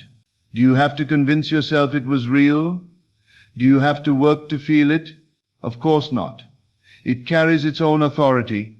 It is simply done, complete, unquestionable. This is the secret, and it is so simple that the complicated mind dismisses it. This is what I want you to understand tonight. Imagine your desire not as something that will be, but as something that was. Let me take you deeper into why this works, into the mechanics of consciousness that make this technique so extraordinarily powerful. Your subconscious mind, which is the creator of your reality, does not think in future tense. It does not respond to I will be, or I am going to, or someday I shall. These are the languages of doubt, of separation, of powerlessness. These are the words of someone who does not have, who is waiting, who is hoping, but your subconscious responds instantly, completely, totally to I am, and even more powerfully to I was. Why? Because I am is present possession, and I was is completed action. Both are facts in consciousness. Both are declarations of what is, not what might be. When you say I will be wealthy, you are affirming that you are not wealthy now. When you say I am wealthy, you are claiming it in this moment. But when you say I became wealthy 3 months ago, you are doing something even more profound. You are placing your desire in the category of accomplished fact. You are remembering it. And memory is the most powerful form of imagination. Listen to me carefully. What is memory? Memory is imagination of the past. What is imagination? Imagination is memory of the future. They are the same faculty, the same power, operating in different directions in time. But here is the secret. The past feels more real than the future because it has the seal of completion upon it. Now let me give you the technique itself, the exact method you will use tonight and every night until your desire hardens into fact. Suppose you desire wealth. Most of you would imagine yourselves in the future, surrounded by abundance, and you would try to feel wealthy. And yes, this can work. I have taught this for years, and it works. But how much more powerful would it be to sit quietly tonight, close your eyes, and construct a memory, a false memory, if you will, of the day you became wealthy. Not tomorrow, not next week, not in some vague future, but that day in the past when it happened, the day that has already passed, the day you can remember. Imagine yourself 3 months ago, or 1 month ago, or even just 2 weeks ago. Whatever feels most natural to you, see yourself opening that letter, receiving that phone call, signing those documents, having that conversation, experiencing that moment when everything changed. Feel the relief, the joy, the gratitude, the shock, the excitement you felt on that day. Not tomorrow, that day that has already passed. That day that is now behind you, that day you can remember. Create the memory so vividly, so completely, so real that it feels as though it actually occurred. See the room you were in. Feel the temperature, hear the sounds. Notice what you were wearing. Who else was there? What time of day was it? Make it specific. Make it detailed. Make it real. Tell yourself and feel the truth of these words as you say them. I remember when it happened. I remember how surprised I was. I remember the moment I realized everything had changed. I remember calling my friend to share the news. I remember that feeling of relief, that sense of knowing I would never have to worry about this again. Do you see the difference now? Do you feel how different this is? You are not hoping it will happen. You are not even believing it is happening now. You are remembering that it happened, and memory carries a conviction that imagination of the future can rarely achieve. Now let me explain why this technique is so extraordinarily effective, why it penetrates consciousness in a way that nothing else quite does. When you create a memory of your wish fulfilled, when you remember backwards from the present moment to that imaginary point in the past, when your desire was realized, you do something magical, something mystical, something that changes the very structure of your consciousness. You collapse time itself. You see, when you imagine something in the future, you are placing it at a distance. There is space between you and it. There is time between you and it. You are here, It is there. And as long as there is distance, there is separation. And as long as there is separation, there is effort. And effort implies lack. But when you remember something, when you place it in the past, there is no distance. It is not separated from you by time. It is behind you. It is done. It is finished. You are standing in the present as one who has already received, one who has already experienced, one who has already been transformed by this event. Can you feel the difference? When your desire is in the future, you are waiting for it to arrive. But when your desire is in the past, it has already arrived. You are no longer waiting. You are no longer hoping. You are no longer striving. You are resting. You are grateful. You are complete. The universe, you see, and this may shock you, does not distinguish between a memory that occurred in what you call objective reality and a memory you have constructed in imagination. To your subconscious mind, to God in you, they are equally real. Both are imagined. Both are consciousness. Both are creative. Let me say something that may sound radical, but is absolutely true. Every reality you have ever experienced began as imagination. There is no difference, none whatsoever, between what you call real memories and imagined ones, except the order in which they occurred. What you imagine first becomes what you remember later. Think about that. Every memory you have of yesterday was once imagination. Before yesterday happened, it was imagination. Then it became experience. Then it became memory. But it was always imagination first. So why not reverse it? Why not remember first and let the objective reality catch up with your memory? Why not imagine backwards instead of forwards? This is not deception, my friends. This is not fantasy or denial of reality. This is creation. This is how God creates. This is how you as God create. By imagining and declaring it is finished. Not it will be finished. Not it is being finished, but it is finished. Done, complete, already accomplished.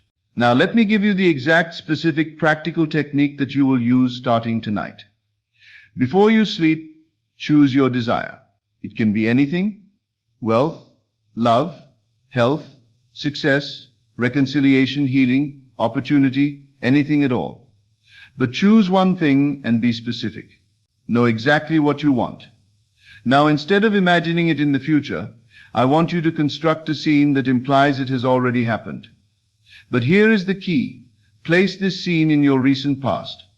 Imagine yourself 1 week ago, or 1 month ago, or 3 months ago, whatever feels natural to you, whatever your mind can accept most easily, and see yourself in a moment that implies your wish has already been fulfilled. Perhaps you are talking to a friend on the phone and saying, "I am so grateful it worked out. I can hardly believe how perfectly it all came together. I was so worried, but now I see there was never anything to worry about." Or perhaps you are looking at your bank statement from last month and smiling at the balance, thinking, "I remember when I used to check this with fear. Now I check it with joy." Or perhaps you are lying in bed beside your beloved thinking, "I remember when I used to sleep alone. I remember how much I longed for this. That feels like another lifetime now."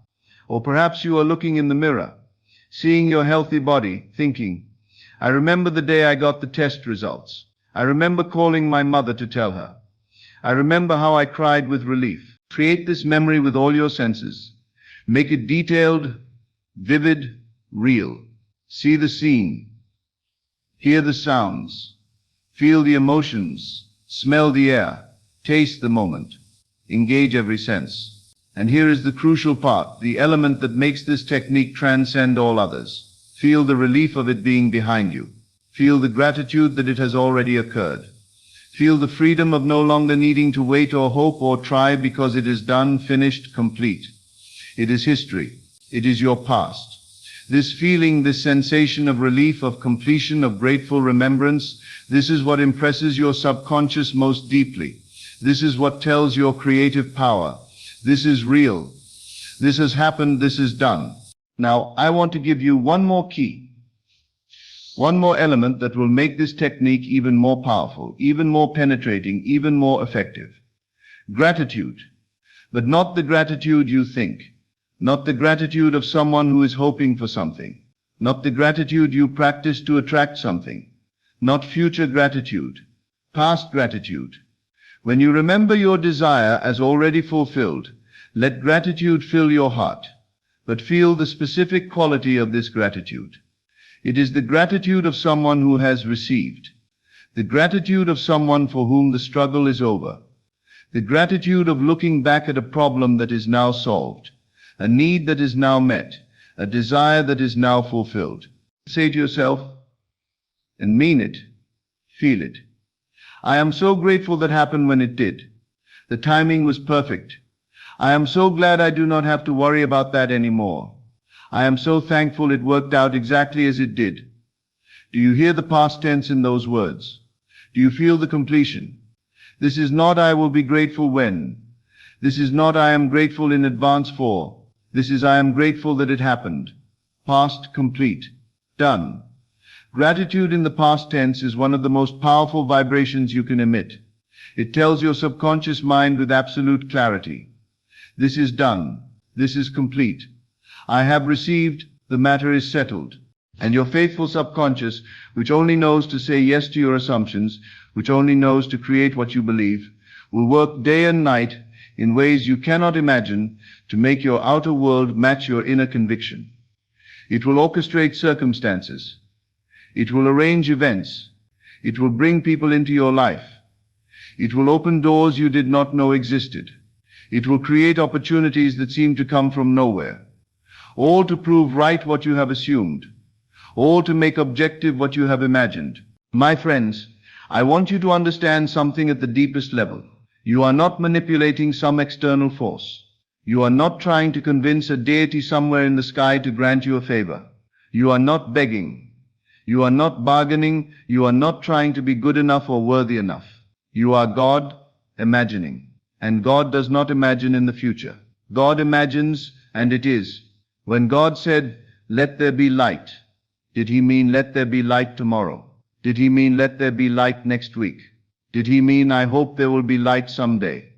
No. Let there be light means light exists now because it has been imagined.